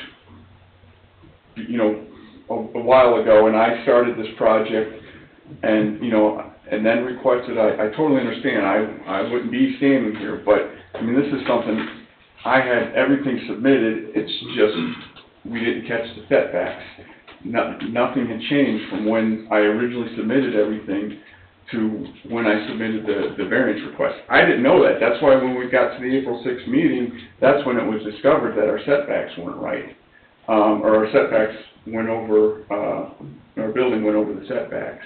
That's the only reason. Nothing changed from our original submission in February to, and so that's what I'm asking, that, look at it from that perspective. I'm not just coming here and trying to request this variance.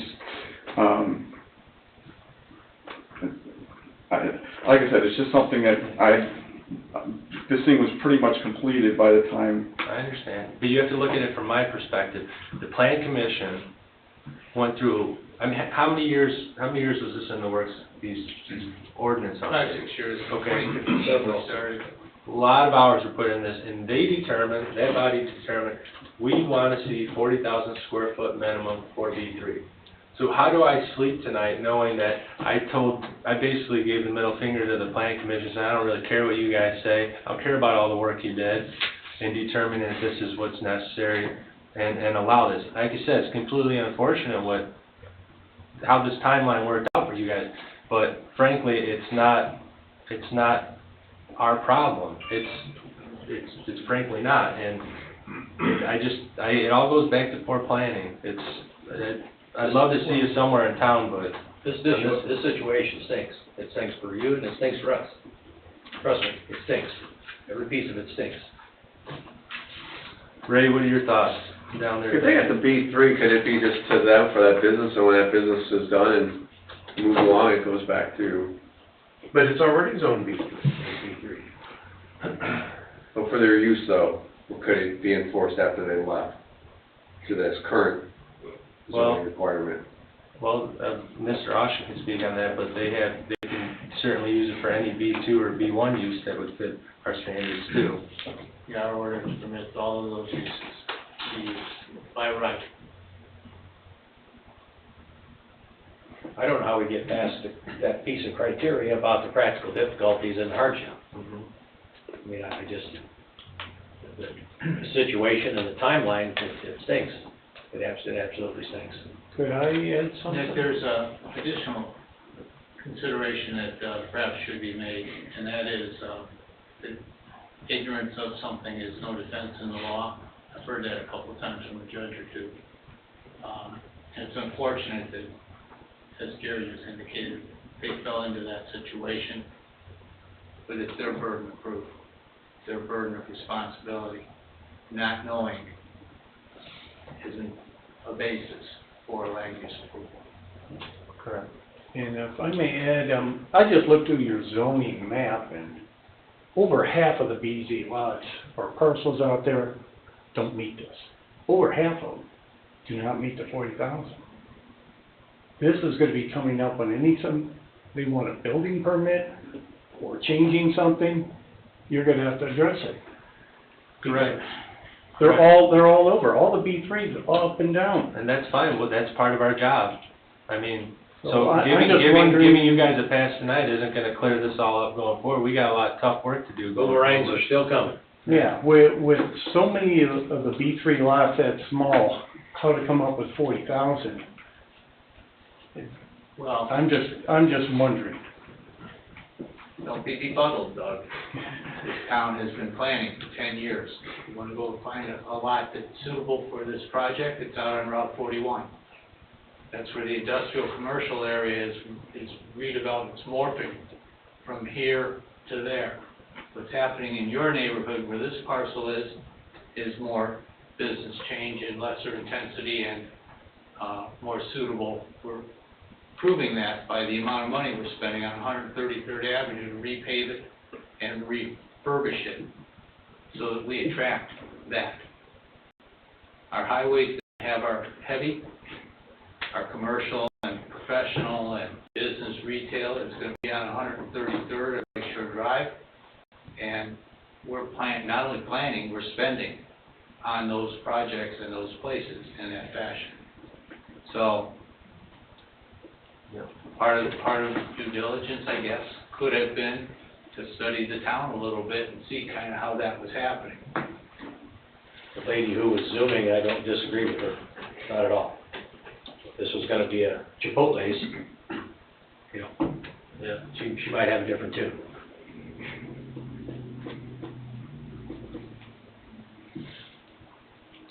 Well, I just want to add that, like I said, if this gets approved, we will make sure that this building is top-notch, and it will attract, it'll make your town, I mean, it'll be one of the nicer buildings in the area.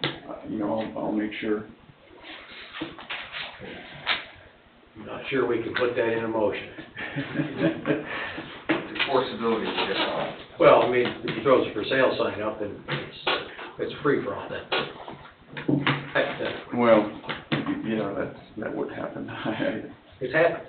I know, It's happened. Well, It's happened. I still can't keep going back to the thought, if this thing was Zone V3 20 years ago.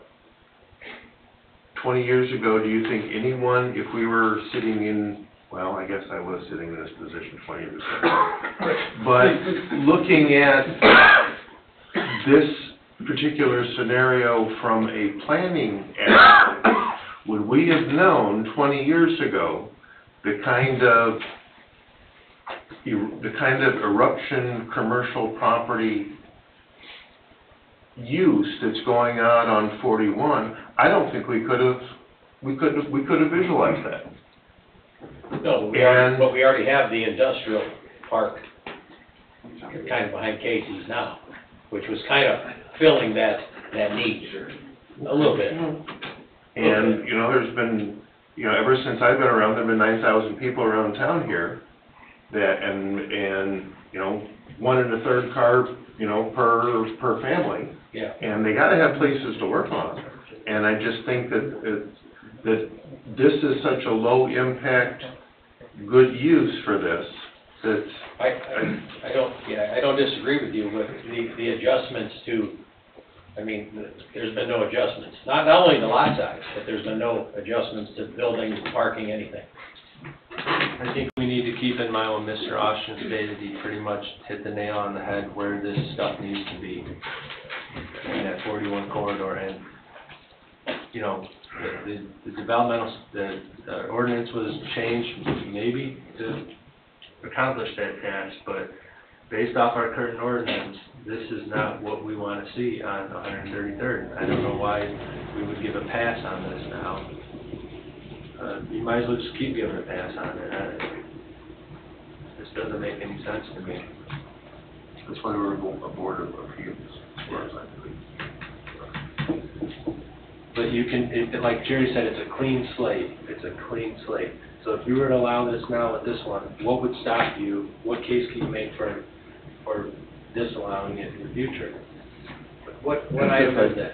I submitted this before it changed, I so understand. that's, It's I mean, that would be a good unfortunate. reason. But you technically didn't submit your variance before it changed. Or your variance, you submitted it after your variance request after the, change in the ordinance.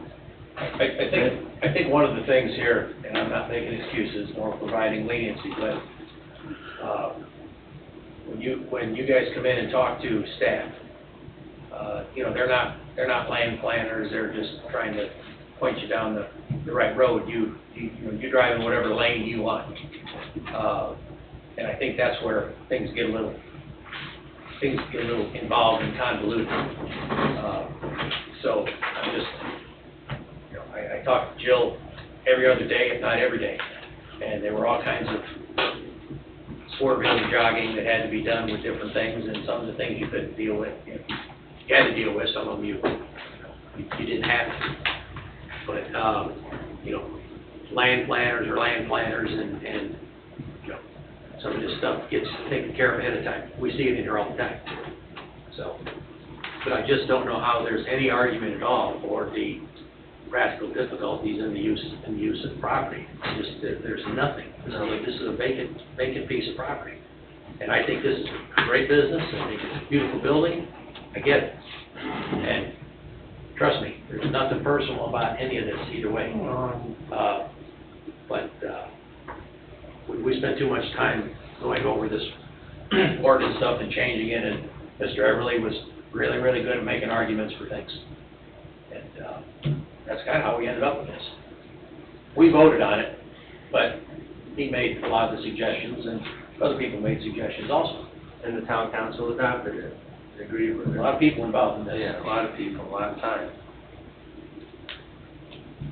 I have nothing else. I have nothing else either. I really don't know what could be presented to me that would change my mind on it. Just feel like we It's keep time to doing vote. the same thing. Anyone like to make a motion on this item? This is a developmental variance, so this is a board decision.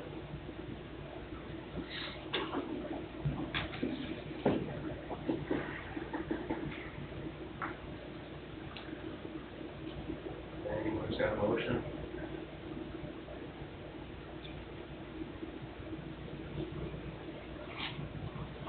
Well, what else do you guys want to talk about? There's no motion.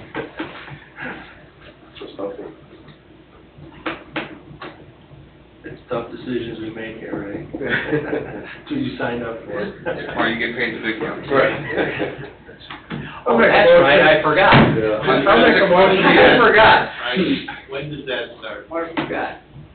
I'll make a motion that we approve the request for variance as presented, per finding of facts. I'll second that motion, Mr. Chairman. Okay, we have a motion by Mr. Capora, seconded by Mr. Bungie to approve this developmental variance, allowing the petitioner to have a lot size of 23,800 square feet and to include the finding of fact. Any questions on the motion? Okay, roll call? Mr. Jackson? Yes. Mr. Wilkening? No. Mr. Capora? Yes. Mr. Bungie? Yes. Mr. Akupido? No. Motion carries 3-2. Thank you very much. Thank you. gentlemen. See you next Thursday. See you Thursday. Thank you. Good evening. Wednesday. Sorry. Yeah. Sorry. Item This number- is Thursday. Item number 3 of old business is Zambo, 7310 West 134th Place, New Tabernacle. Mr. Coaster sent me an email. They are intending to meet all zoning ordinance requirements and have withdrawn their petition. Okay, so just have to make it a matter of the record, Mr. Austin, that they withdrew the request. Okay. Done, thank you. Item number 4 of old business is Pinecrest Marina, 14415 Otterman Street, developmental variance, owner petitioner Bob Gross of 14415 Lowerman Street, the property being in the vicinity of the same. This developmental variance is to allow the petitioner to construct a 100-foot by 150-foot cold storage building with a wall height of 42 feet located on a lot with other accessory structures. This item is also a continuance from last month, so legals are all good. Mr. Austin? The proofs of publication are in order. I don't see the green cards. Bob, do you have them at the office? Yeah, Yeah, we'll I need thought we did. Didn't we send those up? I believe Did Sharon Sharon- emailed them to me and they should be in the folder. Sharon did those. They're not in this folder. They might be in a folder. They might have fallen out in my transition from one desk to another. Really? I'll find them and I'll get them To the over White to you. House, in the mailing. It's okay. Okay. Yeah. That's the newspaper. That's the Times. Hard to see. Yeah. I'll get them emailed over to Mr. Austin. Thank you. Yeah.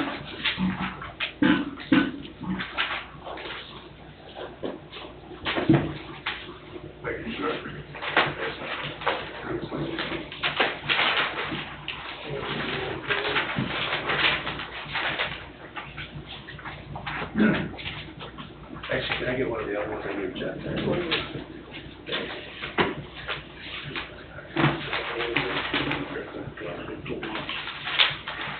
Sir? Okay, let's start off with name and address for the record. Bob Gross, 8505 West 140th Avenue, Cedar Lake. And your request? My request is to build a cold storage building for boat storage, which, as you can see by that drawing there, what my attempt is to make it so that I can put one boat on the floor and three above it, which makes certainly a lot more functional for the use of the building. And to have that big of an expense to build a building that's shorter and lose one rack space would be losing a lot of money over the year. So what would happen is one end of the building, the forklift would come out with negative forklift and it would set it right in the water, much like what you see in Florida, up in Pastor Marina, Trail Creek in Michigan City. They all have those types of buildings now. Mr. Salatas, anything for us? This is a resort zoned property or properties. There's multiple parcels in this property, Right. which fits the nature of this particular development. As far as the side yard setback, all that can be determined later. What I'm really here for is to see if the BZA would allow me to build, a taller building than what's allowed. The next step for him would be a plan commission Right. application. And then I would come in with actual drawings and, and go through that. I wanted to make sure that this was allowable before I spend the money to do that. So this is a concept? Yes. Concept.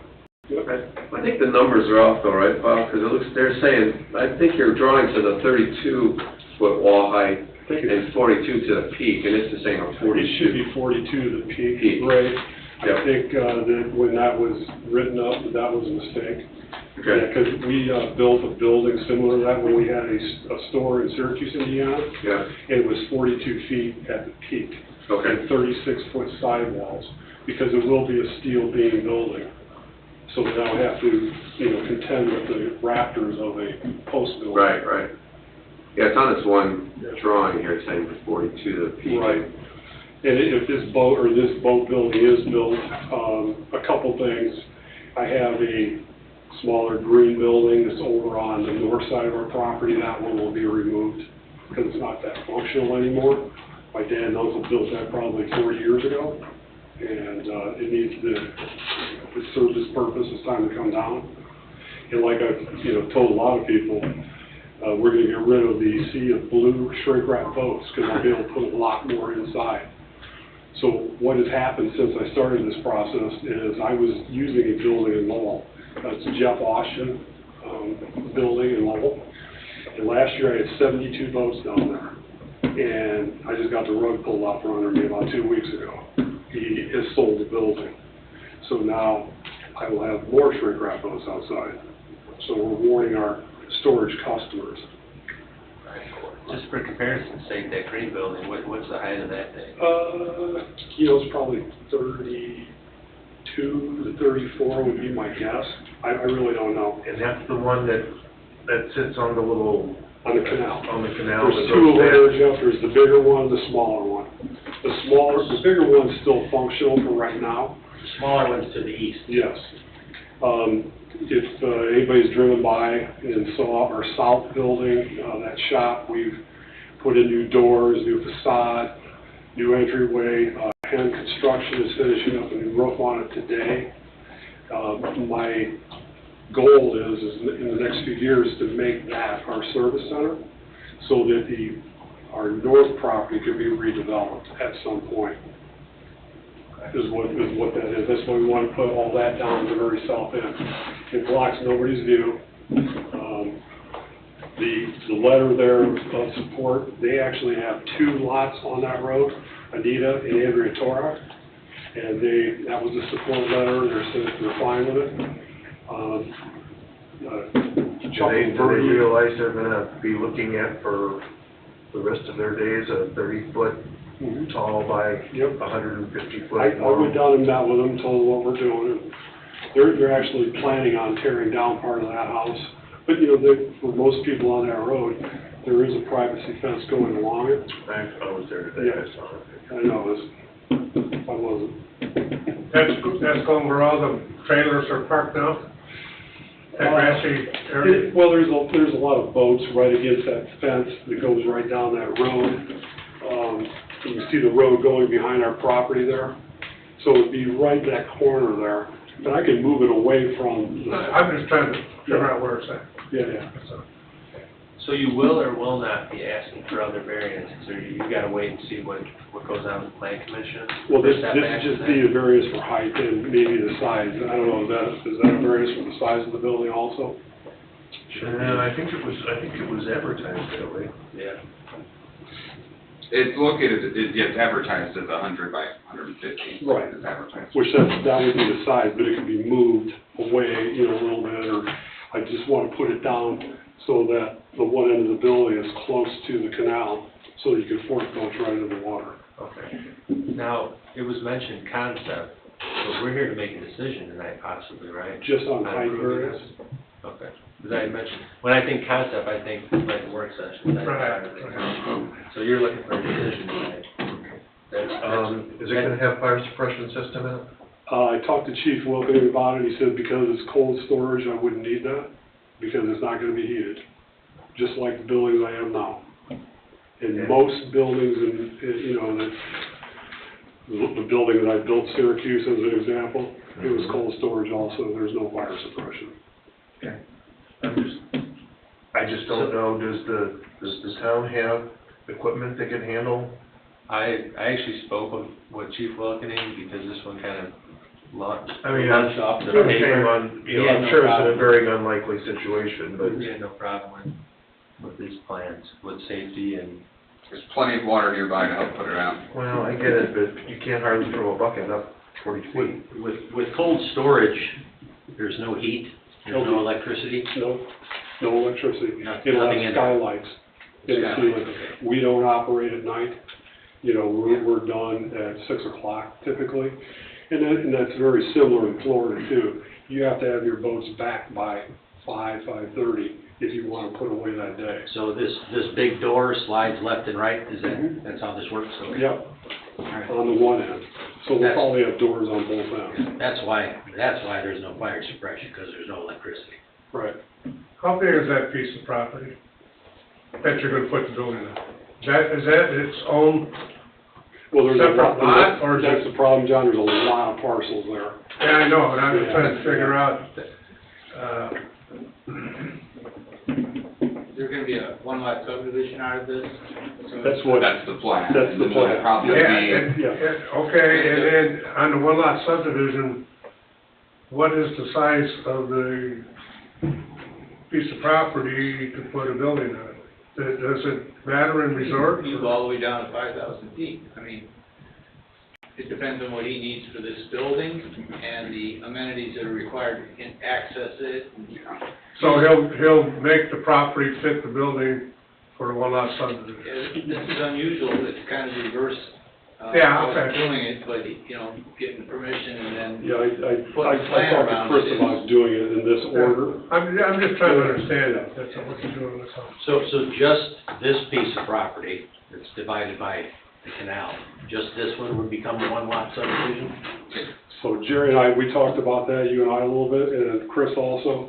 So looking at the canal, probably at the one edge of the canal, which would be the north side there, that's where the lot line would be, which would include that harbor.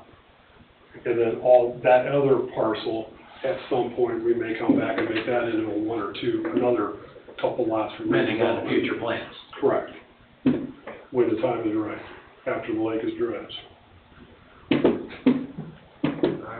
All right, and in your overhead here, you said what's listed as Building D, that's the one that's gonna go away?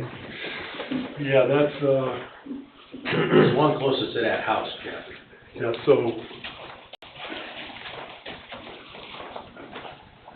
it's up, you have to, Here, to go up. keep it, I'll go this way. Now down. Keep going, past the campground. Get a touch screen. I didn't touch screen. We're almost there, keep going. That one. Right there. Building D on your map. Right, is that D? Yeah. Okay, yeah, that one is what would be taken down right away. So, long-range thinking would be to go from, take all these buildings out and redevelop that and move the marina and, service to the south end of the property. That's why I want to have a larger building, so I can condense it and be able to take those other buildings out. And just for my scale, since I was out there this afternoon, from that, I don't know, southeasternly parcel from the canal where the footbridge goes over, Yeah, I caught a glimpse of a gray building. Is that building F? yes. Okay, and the size of that structure is how big? It's, I think it's 60 wide by about 200 feet long. It's really long. Now, the Tula family built that building. And when we bought that property from them, that came with. That will stay for the time being, but long-range development, that'll all be gone. All the storage buildings, other than this new one, will be leaving. Because it's about 17 total acres of our total land there. I guess the question is, that I have is, nothing will be outside stored, no boats will be outside? No, there'll still be some. Yeah. Unfortunately, well, as of last year, we stored 230 boats. This building here will probably hold about 150 when it's full. That would be all the racks, and then on the floor in the middle as we finish up for the season. We're thinking to be about 150, which would be a good portion of. Now, the other buildings will still be there, but in the future, I can't say that that would not happen. But we have been working to clean that up over there. A lot of junk boats got dumped on there. So good for now, guys? Is that building isn't gonna be much higher than any other building you have there, right, for storage now? It'll be a little bit higher, yes. A little bit higher, but the wall heights are, you said 36. 34 on that one drawing for the wall height. That's what Hen kind of drew up for me, but I think part of the building I had in Syracuse had 36-foot sidewall. Sidewalls, yeah. And 42, I believe, to be able, and I would, once we get to this point, then I will get plans from a company. And 42 would be the peak of the... Right. According to this little Right. concept. Okay, you got another question, Jeff? No, I think I'm okay. Okay. You don't wanna build bigger building, do you? How much bigger? So everything goes inside? Everything goes inside? Well, I'll look into that, if you'll let me. I could probably make it a little bit longer, not higher, just longer. I wouldn't wanna make it wider. All right, Mr. Gross, we're gonna get to our remonstrance tonight. So calling on any remonstrators here for or against this variance? Anyone here for or against the variance? Mr. Abernathy? No one online said. Nobody online, and, I guess, I could read this into the packet that we gave us from Anita and Andrea Torak, dated June 26, 2022, to members of the Cedar Lake Building, Planning, and Zoning Department. Bob Gross is an excellent neighbor committed to a cleaner, more vibrant environment in Cedar Lake. Any property improvements he has made in the past have been done with concern for the cleanliness of the lake, beautification of his properties, and consideration of his neighbors. As our properties are adjacent to the harbor, we fully support all new building projects Bob has planned for the Pinecrest Marina and harbor area. His improvements will continue to enhance lake life in our resort community. So make sure that's on the record, and that being said, we'll close the public portion. Ms. Gross, can come back up, please.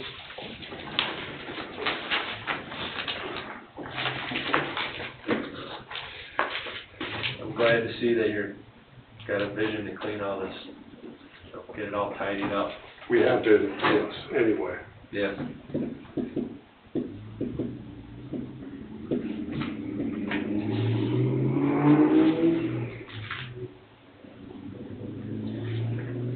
It's a big building, I will say that, but it's a unique piece of property too. Could I ask, how tall is Schilling's new building? I couldn't tell you. I believe that was 40. 40? Yeah. They actually did submit their applications before the new zoning, or incomplete applications before the new zoning ordinance took effect. Okay. I just wanted, because I drove by and saw it going up. Yeah. That would look very similar to the height of it, but not as wide. Mm-hmm. Chris, do you have anything else to add for him? No, he'll be, with the resort zoning, he has to remain under 50% lot coverage, which even if it's just that small section that he's talking about, it should more than cover it. And then we'll get into probably, may or may not be back with more variances depending on how the plan commission will not sub goes. Okay. And with setbacks. Yeah, I mean, just looking at our zoning ordinance here, it's pretty restrictive for this kind of use that he's got, you know, allowing the 10-foot sidewalls, and I don't really know how that's, you know. How do you do a 10-foot sidewalk? Yeah. In a marina? Right. Parking car. John boat? John boat? That's why resort and marina shouldn't be mixed together. Yeah. Well, this business is a marina, regardless of what it's zoned. It's two different things. Always will be. Keep in mind, it's a marina, it's a business. Yeah. And what business zoning would that be in marina? Just out of curiosity. My thought process would be resort. Yeah. No, I don't think so. No, it's got to be It'd B1. is the zoning Yeah. B1, B2. Should have been written Not into the ordinance. Won't be B3, because then we'll get confused. Or we go with multi-zoning, we'd be really confused.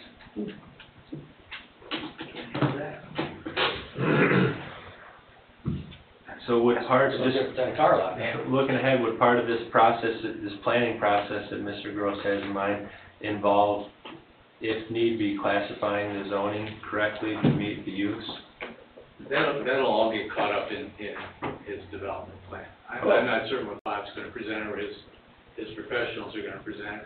You know, it could be a PUD and all kinds of, you know, the nuances. It could be, rezoning and a 1 or 2 lot subdivision. I don't know until I see it. I don't know, unless you have a vision or you've been talking with Bob. This makes sense to be just like one lot subdivision, to be like B1 use. It's a marina. Now, the piece of property in the, I'm gonna call it the center, of course, that could still be. Huh? I would go more with the PUD, because he's gonna have multiple, eventually he's gonna want multiple business, or structures on this on the. Well, I'm talking about, I'm gonna call it the property in the middle of the water, where the campers are now. But that's certainly being used as a resort. The property where the showroom's at, of course, that's not a resort, that's a part of the marina. So, With current use, yes. Yeah. Right.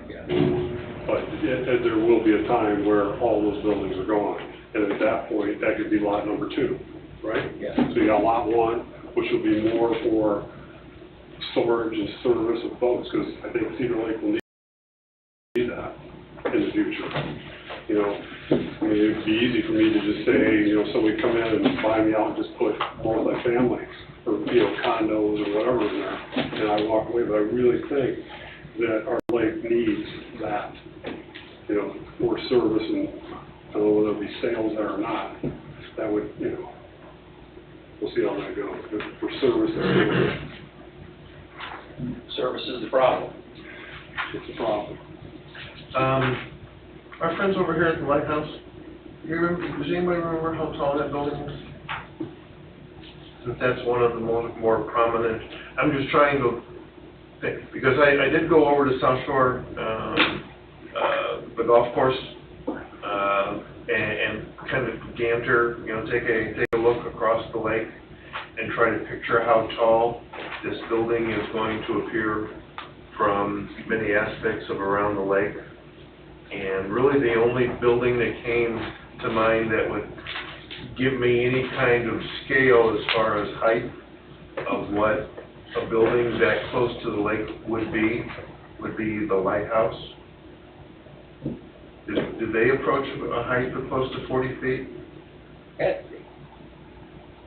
What's Jeff Schilling's house from the front, including his basement? He was 35. 35? Yeah, I think he was 35. Would allow 35 for the architectural. It's gonna be a whole lot taller than that, really, if you think about it. That's a good comparison, the Jeff Schilling house. Okay. But you're not gonna see the whole side of this building, you're just gonna see the top edge. Right.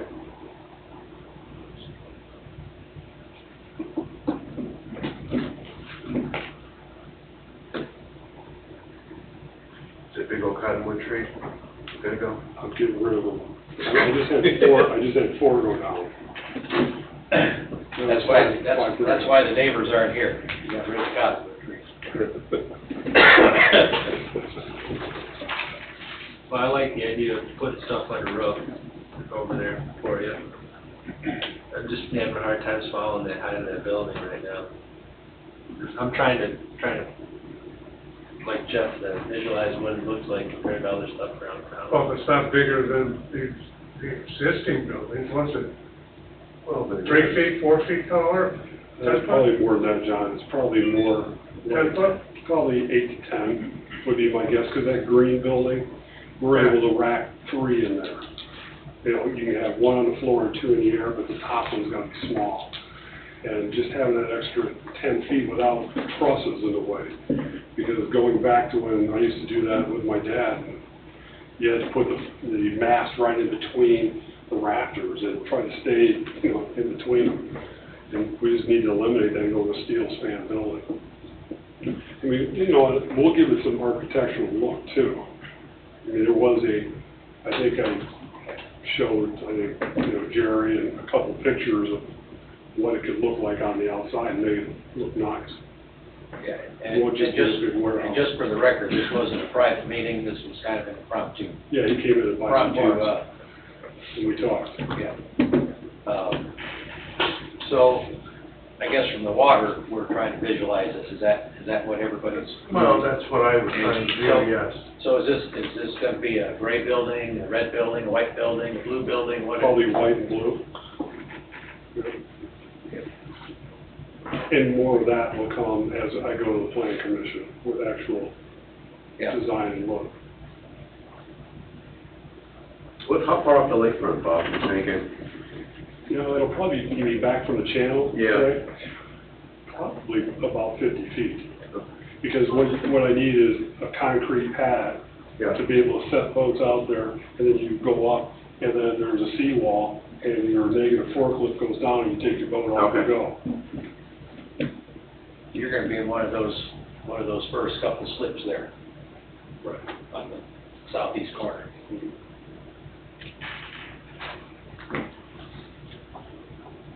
We're gonna do some seawall work with Anita and, Andrea this winter, because they're gonna be doing some seawall and beautifying the channel as you're going in next to their house. So,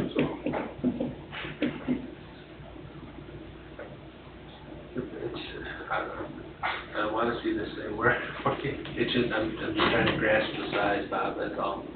I think it's a great idea. This is probably kind of a modernization of boat storage over the years, huh? yeah. You see, in Florida, that size of buildings everywhere, right next to beautiful condo buildings. One of the more affluent lakefront owners who's no longer here, I won't name drop, but he had a condo, and went to visit him, and there was a forklift building right next to the forklifts running around. It's just how it is in the South for sure. Okay. Well, I'm gonna ask the obvious question. Bob, how many people are in town now? 14,106. Officially. No birth center? And that's a lot more. We're probably at 18 or 20,000, with the 4% of the people that didn't fill out the census forms.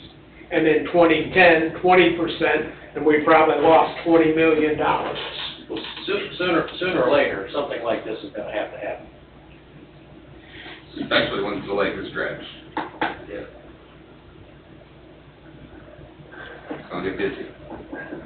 If there's a place for something like this around the lake, I would say this is it. You got really nothing across the street. It's pretty secluded. Everybody there's looking for the lake. Yeah. Well, I don't think you could find a more hidden spot for something like that. Well, you have all the houses in front. Right. But, We drive around there out of necessity, and yes, sea of blue and white, it is what it is. Right. According to Bob, it'll be probably another different kind of blue and white. Yeah.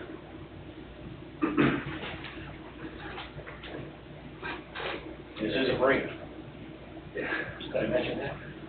So, if we did, if it did have a positive outcome tonight, Mr. Oshie, do you think it's reasonable to put some restrictions as far as getting plan commission approvals from the plan Well, you commission? can do that, but he can't build the project without the plan commission. Okay, that's a foregone conclusion?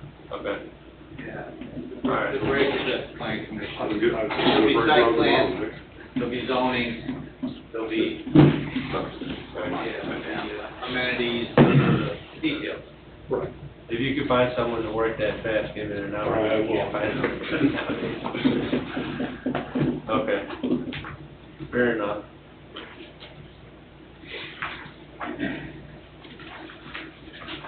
Said sooner or later. Yeah. Sooner or later, this is gonna happen. Something's gonna have to give. Yeah. Like I said, I can't really think of a better spot with the least amount of negative impact on visual aspect. I guess and that is the hardship, what we have to deal with. Yeah. But we'll get to see less. Yeah. Well, do you gentlemen have anything else for the petitioner? No, sir. No questions? What else we got, John? No, I can't think of anything else. I guess the big thing that I was concerned about was, that big of a building and, the fire department thought that, they can, I don't know if they got boom trucks or if they have, They have a 100-foot ladder truck. Like I said, I spoke with him, I called him, to make sure he saw this, and 0 problems. okay. So, No electricity, no heat. and Metal doesn't burn. Disconnected batteries when they get That's put away pretty hot. in the winter. glad to see you getting it all straightened out over there for the future, Bob. That's what we're trying to do. Yeah, appreciate it. For a more vibrant community. Yeah. Well, this is a board decision also. Is there a motion on the item? I'll make a motion, Mr. President, regarding developmental variance. Make a motion, we allow the petitioner to construct a 100 by 100 feet, 150-foot cold storage building with a wall height of 42 feet located on the lot. Wow, but that's over peak 34, well, I mean, 36, like I say, aside. Sorry, overall height of 42 feet and a wall height of 36. Yeah, what do you go, I mean, there's one on this, there's a number on here, Bob, that says 34 on that one preliminary thing. That one also. Mr. Roskin, if I make an overall height of 42 feet, Yeah. is that covered? You got it. Okay, let me start over. I'm making a motion that we approve the developmental variance to allow petitioner to construct a 100-foot by 150-foot cold storage building with an overall height of no more than 42 feet located on a lot with other accessory structures. Findings of fact. Do we have a second? I'll second it. Motion made by Mr. Wilkening, seconded by Mr. Jackson to approve this developmental variance allowing the petitioner to construct a 100-foot by 150-foot cold storage building with an overall height not to exceed 42 feet located on a lot with other accessory structures and to include the findings. Any questions on the motion? No, sir. You understand it, Bob? Yeah. Okay, roll call. Mr. Jackson? Yes. Mr. Wilkening? Yes. Mr. Kapura? Yes. Mr. Bungie? Yes. Mr. Okupido? Yes, motion carries 5-0. Thank you, Bob. So, we'll work on that through the order for next season. Item number 5 of old business is Terry, 6712 West 145th Avenue. Brian and Candace Terry, 6712 West 145th Avenue, property being in the vicinity of the same. This developmental variance is to allow the petitioner to have a 6-foot privacy fence in the front yard on a corner lot with a 0-foot setback from 145th and a 0-foot setback from Hobart. This is also a continuation. Mr. Austin? Legals are in order. Okay, thank you. And we have petitioners here for this item? Please step up and state your name and address for the record. Brian McKinnon, Terry, 6712 West 45th Avenue, Cedar Lake, Indiana, 46303. Thank you, and the reason for your request? For the 6-foot privacy fence. I know it said on here that, I think it says front yard, but it's not really a front yard. It's more of on the side. There's not, I don't know how to explain it. There's not really a front. One of the reasons why it's listed as 2 front yards is because your frontage on Hobart Street, even And though that's it's, even though it's not improved, it's still platted as a dedicated street. Okay. So Yeah, that there's- easement there. Yeah, last year we were here and we got it approved for the 0 setback and that easement part. But we didn't get to do the fence because of some certain circumstances came up. Yeah, you did get approval from us before. You just said, Yes. right? Okay, that was gonna be one of my questions. I thought I'd seen this one before, and it expired. Correct. Okay. Yes. Okay. Chris, do you have anything to add? Just that it expired, I believe there was a personal issue, and so they have to start the process back over again, unfortunately. You all have to forgive me, but did we put any contingencies on here when we approved it, or was there something different than what they're requesting that was approved? Nothing changed. It was approved as presented, basically? Mhm. Okay. I know I had concerns back then about if that road were ever to be improved. You got vision triangle problem. Yeah, vision triangle problems, but Mr. Austin stated the town has avenues to correct those issues, and Chris, you can concur, right? Exercised that authority recently to correct some vision triangle issues, so Okay. it's possible. Okay. All right. You guys remember that far back, or what?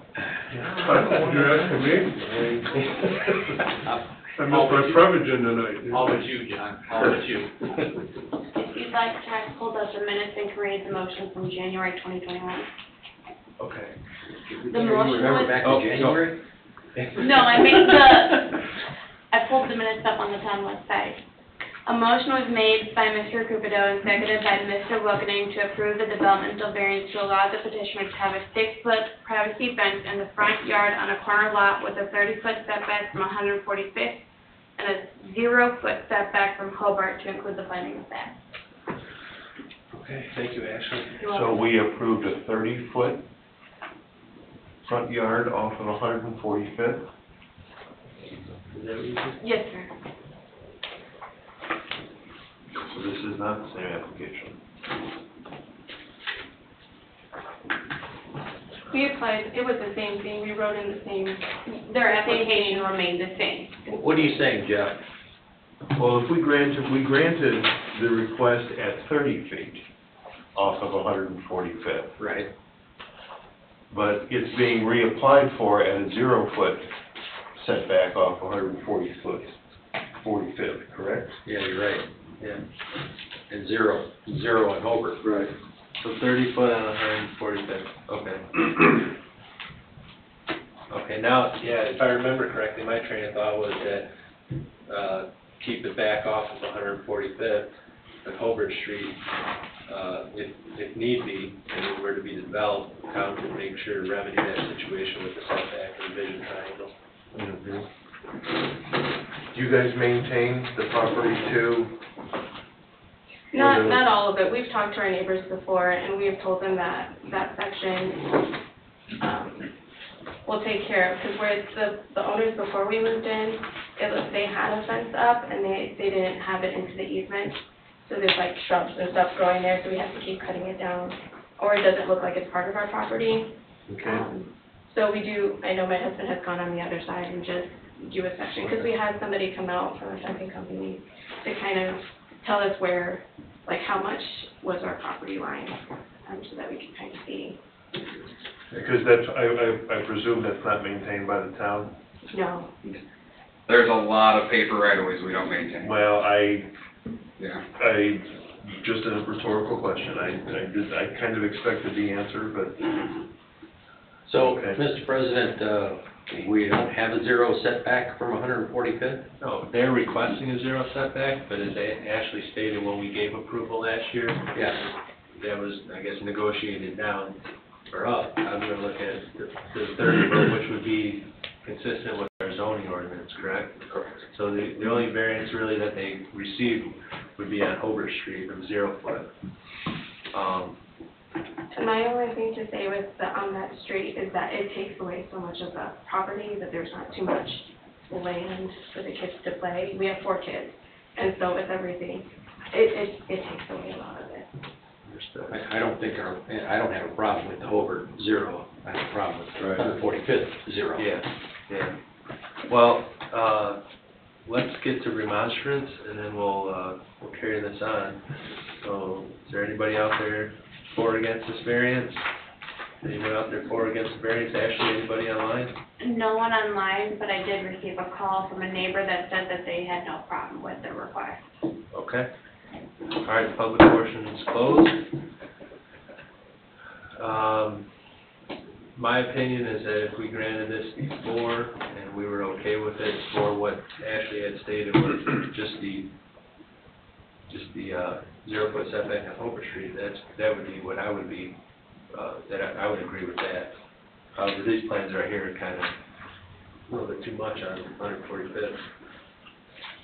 I will say the person who, the owner before, you could still see the cement where they had the post for the previous house that they took down before we moved in. And it looked like it was only like a couple feet away from 145th before. Okay. I know that was different Yeah. regulations back then, but Yeah, there were a lot of mistakes that were made back in the day. Probably wasn't even correct back then, Yeah. right? But I will say too, we also have neighbors that have come into our yard Yeah. and start talking to our kids. Yeah, well, there's no doubt, there's about. Which is not, it's half not fence wrong, but. Yeah. It's Yes, it privacy is. fence. Yes, it is. It is wrong. I mean, it looks like the depth of your lot from north to south is what, right at 100 feet? It's 99. Yeah, 99 and then 100. Yeah. So that still gives you roughly 70 feet of fenced yard. You know, if we went back and maintained the 30-foot setback off of 145th. It gives her a football field back there. 70 by 80, roughly. It does take a lot Right. though. And then also our deck that's there, that was there when we bought the house. There's stairs that go out there, so if our kids are on our deck, if you go 30 foot back, the stairs will not be in the fence. Also, if that makes sense, because where the stairs lead out from the deck, it would not be in that fence. The front stairs along 145th or the one facing Culver Street? Both would not be in the fence. Well, I hate to say it, but you guys were okay with this last year, and I was okay with it last year. I don't think we realized how much we were gonna lose. No? Until going in and looking into it. Okay. I have a question. I'm looking at this GIS picture. 0 off 145th, we put the fence, what, on the blacktop? Right at the blacktop? No, there should still be right-of-way, if you're looking at the GIS, I can't tell you how much, but there should be a strip of grass there in the right-of-way that's public land. It looks like the road does not run down through the middle of the right-of-way. Not quite. No, it's on the southern side. Yeah. And then some, looks like. Yeah, because there's a house next to us on both sides. And so it's not like, I don't know. So- It doesn't feel like a corner. So how far would the fence be off the blacktop of 145th with 0? I mean, you get too close and the snowplow goes by and messes up their fence, and then we're back to. And you're looking at a 30-foot right-of-way with maybe a 20-foot road, maybe if you're lucky, 10 feet. Most people probably use it for parking, so there's probably a significant amount of gravel strips there as well. I And would then, say our cars we need park right somewhere there in to front push of our snow house. too. Yeah. Our car parks right in front of our house, and we've never had a problem with, like, people, with the snow and stuff like that either. And it's kind of in front. So is the house 21 feet or 27 feet from the building line? Or what is the setback of the house? I'm having a hard time seeing that on the plan here. Is it 27 or 21, or 24? It looks like a 24. Okay. That's about, well, I think that's what I would see, I guess. So it's only a couple, 6 feet past the corner of the house that this fence would be in at 30 feet.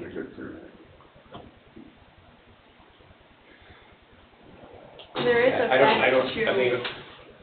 We're just, it's too close. That 0 is too close. Or even if it's like 5 feet back or whatever, but the 30 foot really ate up a lot of the yard. And with 4 kids, it does get crowded. With them running around and then their cousins over and stuff like that. So 30 foot back, well, see, you guys aren't looking at the same thing I'm looking at. That brings it up to the front of the house? If the survey here is correct on the iPad you have, which should be the third page, it appears that it's 24 foot from the front of the house to the beginning of the right-of-way. So 30 foot would put it 6 feet behind the front of the building. The front there's a deck, so it's not really like the house part. There is a deck right there. Okay, but I'm talking about from the house. In the front, there's a deck. Yeah, so when we Okay. measured 30 feet back, it went past the stairs that came down from the deck, so the stairs wouldn't be considered in the fence, and then we would have to redo the whole deck that was there and everything to make it safe for the kids. So along 145th, the fence would be parallel with 145th, and then it would return and go back to the house? Yeah. So we take a right and Slightly. then go back Yeah. and meet up at the house? It's not going across the driveway or anything? No. With gates or anything? No. Okay. That would be suspicious. That would be. Just making sure.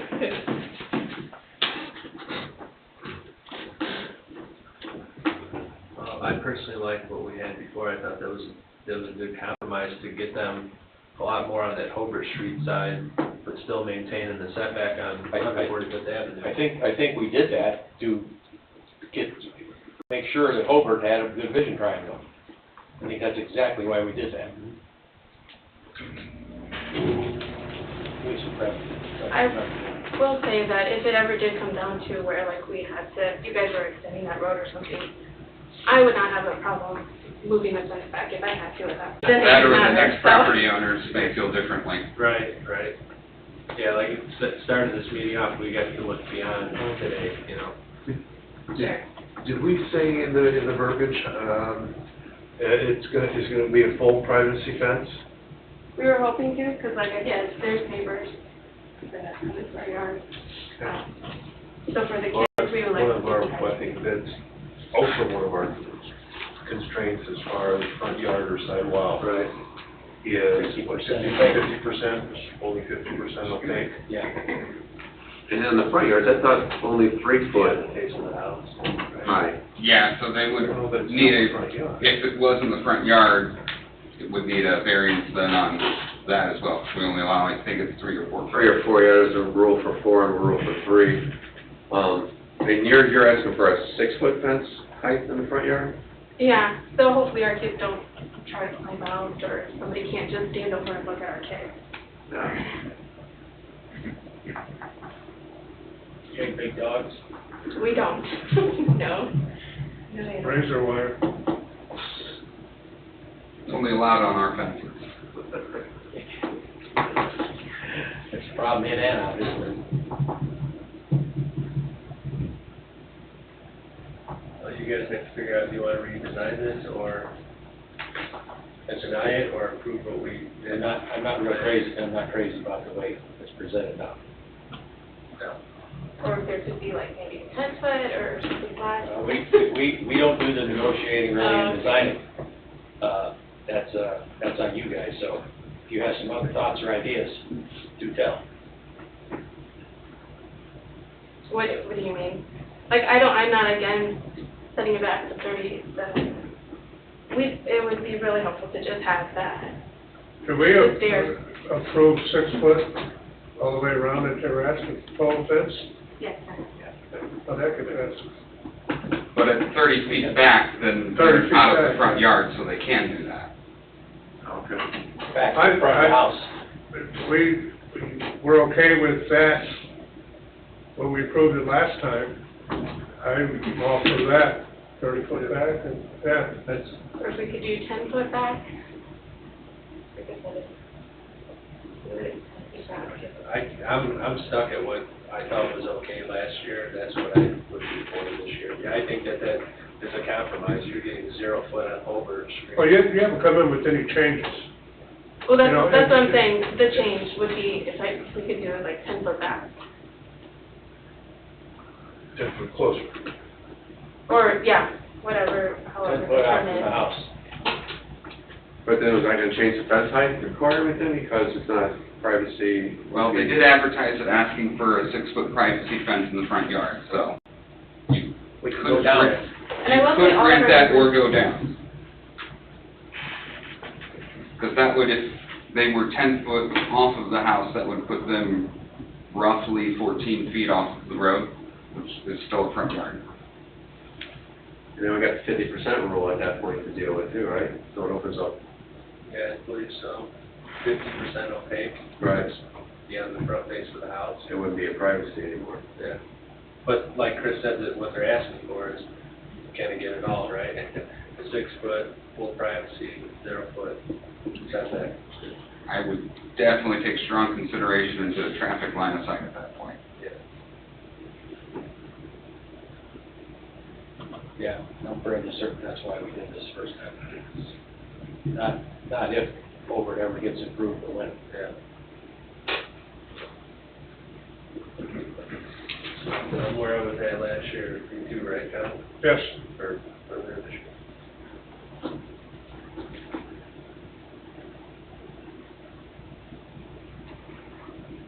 Yeah, I think if we're gonna stick with the, to allow the 6 foot full privacy, I think 30 feet is. We're gonna keep it back. So what is allowed with like a 4 foot? Is there any, I mean, the 6 foot would be allowed? 4 foot, you still have to do the 50%, so it's gonna be, it's more or less a decorative kind of, what I envision a white picket fence. Doesn't have to necessarily be that, it could be a black wrought iron, but 4 foot. And so, again, you maintain visibility for traffic through the road.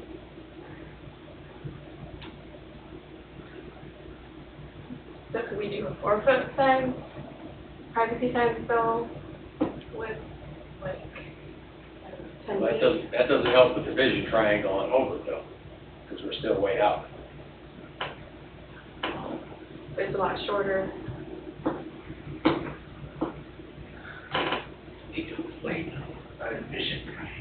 I'd like to keep out of the 140. I like to stay with what we approved last year. If they have a different idea than that, they want to get a deferral and come back next month and tell us what they want to do, fine, but I'm not going to sit here tonight and they've been here for 3 hours and design their fence. So, they have their choice. Take it as we're going to approve it, or get a deferral and come back with a better idea. What does that mean? Deferral means that you would come back next month, you'd have an extension of this request until September's meeting, you would come back here with some revised plans that maybe you might think would be, you know, that we'd like better, I guess. If you want to do your homework on the 4-foot fence, do your homework on that, and see what you think. It'll fit closer to the ordinance, not to say that we like, but fit closer to the ordinance than what you're asking for now.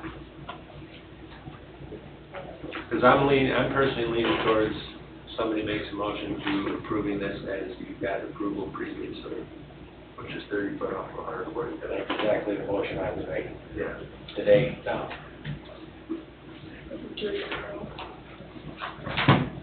You want to do a deferral? Okay, until September? Sure. Okay. So just keep in mind, as you guys Come back with a forward, different. you're getting lower and, you know, fence is gonna be more open. So that's kind of the concept. Does that make sense? I think so. As you get closer to the street, you gotta get more. Sure. Is there a motion to defer? I'll make a motion. Go ahead. Okay. Motion by Mr. Wilkins, seconded by Mr. Bungie. Roll call? Mr. Jackson, Yes. Mr. Wilkening, Yes. Mr. Kapora, Yes. Mr. Bungie, Yes. Mr. Kupato. Yes.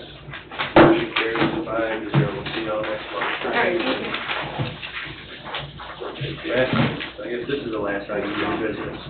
Group 7406 West 128th Street. Ashley? Similar to item number 3, Mr. Kupa came in at the beginning of the month with plans to meet the zoning ordinance and has requested a withdrawal from the BC. Okay, we'll make sure that's a matter of record. And any public comment? Anything via email or? Nothing via email, no one on Zoom. Okay. Gentlemen, have anything else? Yeah, I would like to, seems that this, B3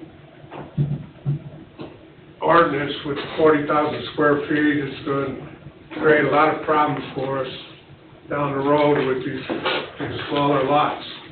So I think we need to kind of redefine or amend that ordinance, exactly how, I don't know, but to encompass those lots somehow, so we're not sitting there for 2 months and hours discussing that.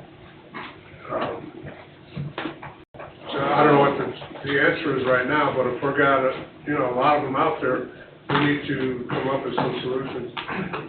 Any The changes? plan commission beat that up. That topic got beat up by our plan commission bad. It wasn't just approved.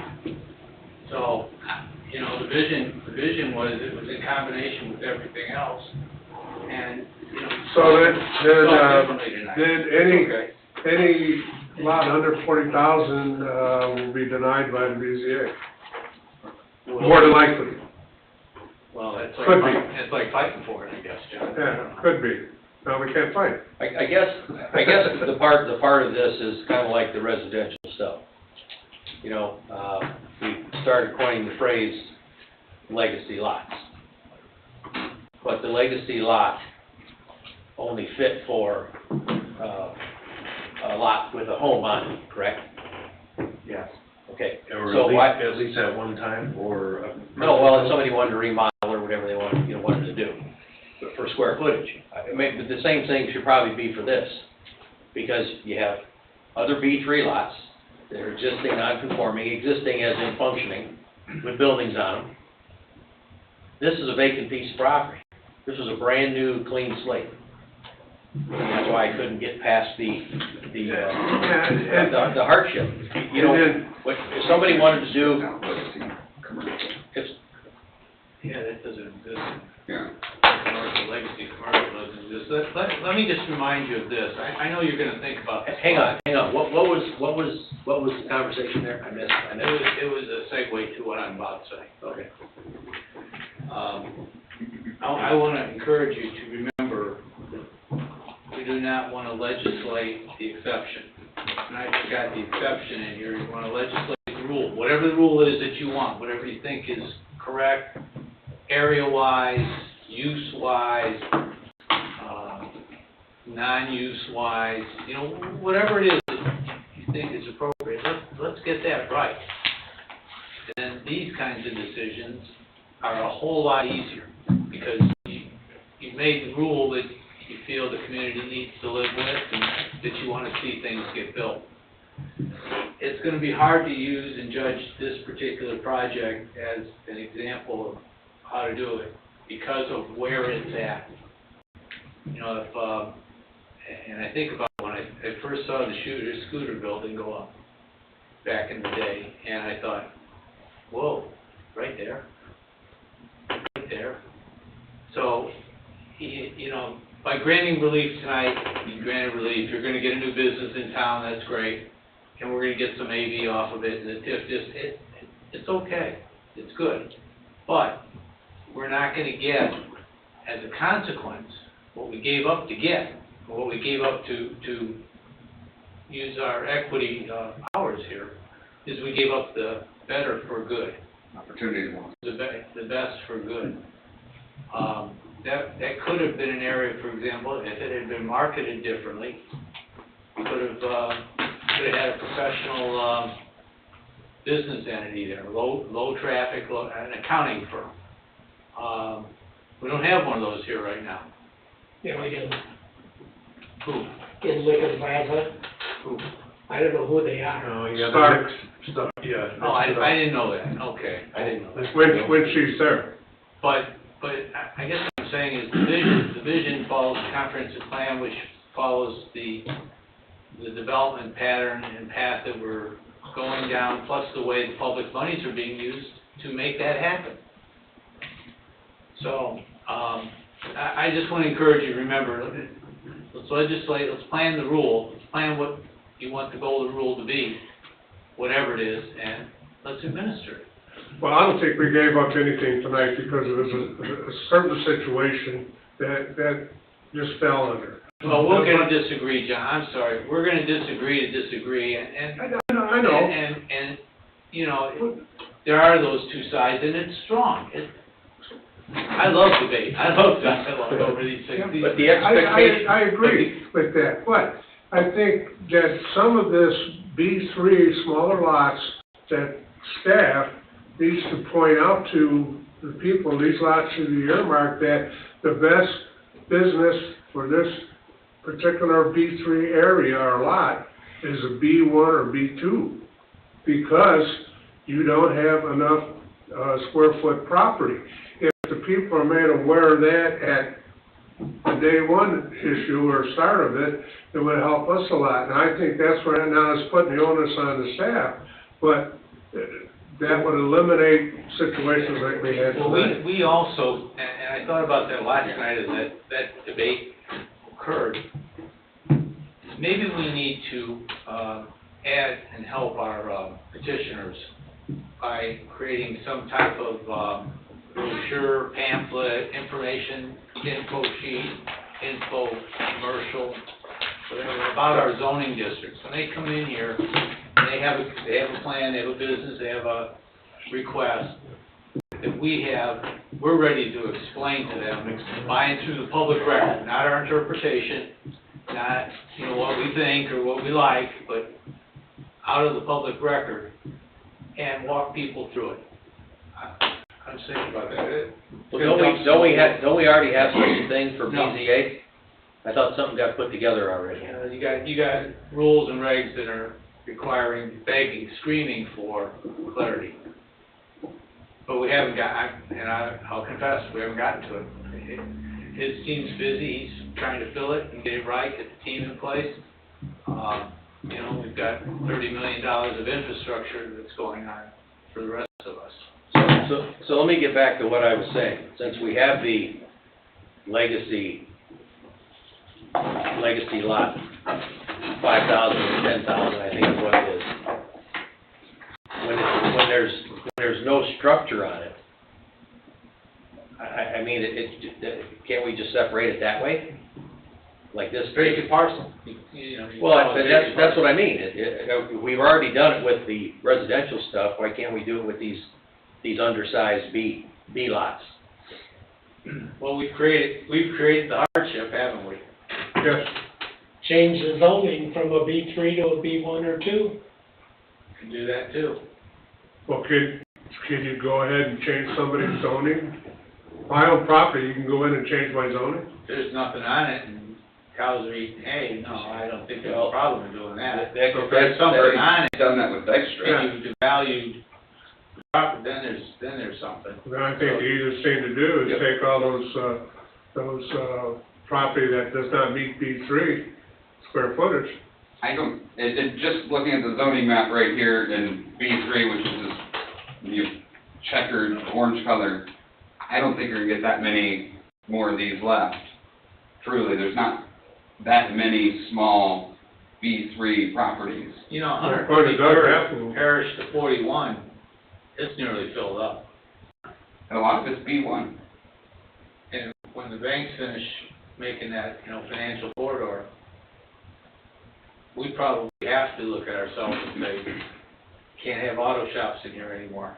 Or, the use has changed by virtue of the way the services and vendors and businesses are on that street. I don't know how many, there's 6 banks, 5 banks on that street now? There's gonna be another soon enough. Yeah. So if it's not 5, it's gonna be 6. Centur's coming. So Yeah, they told me that. So okay, so now this cat's out of the bag. Is Centur gonna have a too small a lot? No, they're gonna end up being like Peoples. They'll be on, they'll You mean a little postage stamp building, you mean? Well, brick and mortar is just for appearance.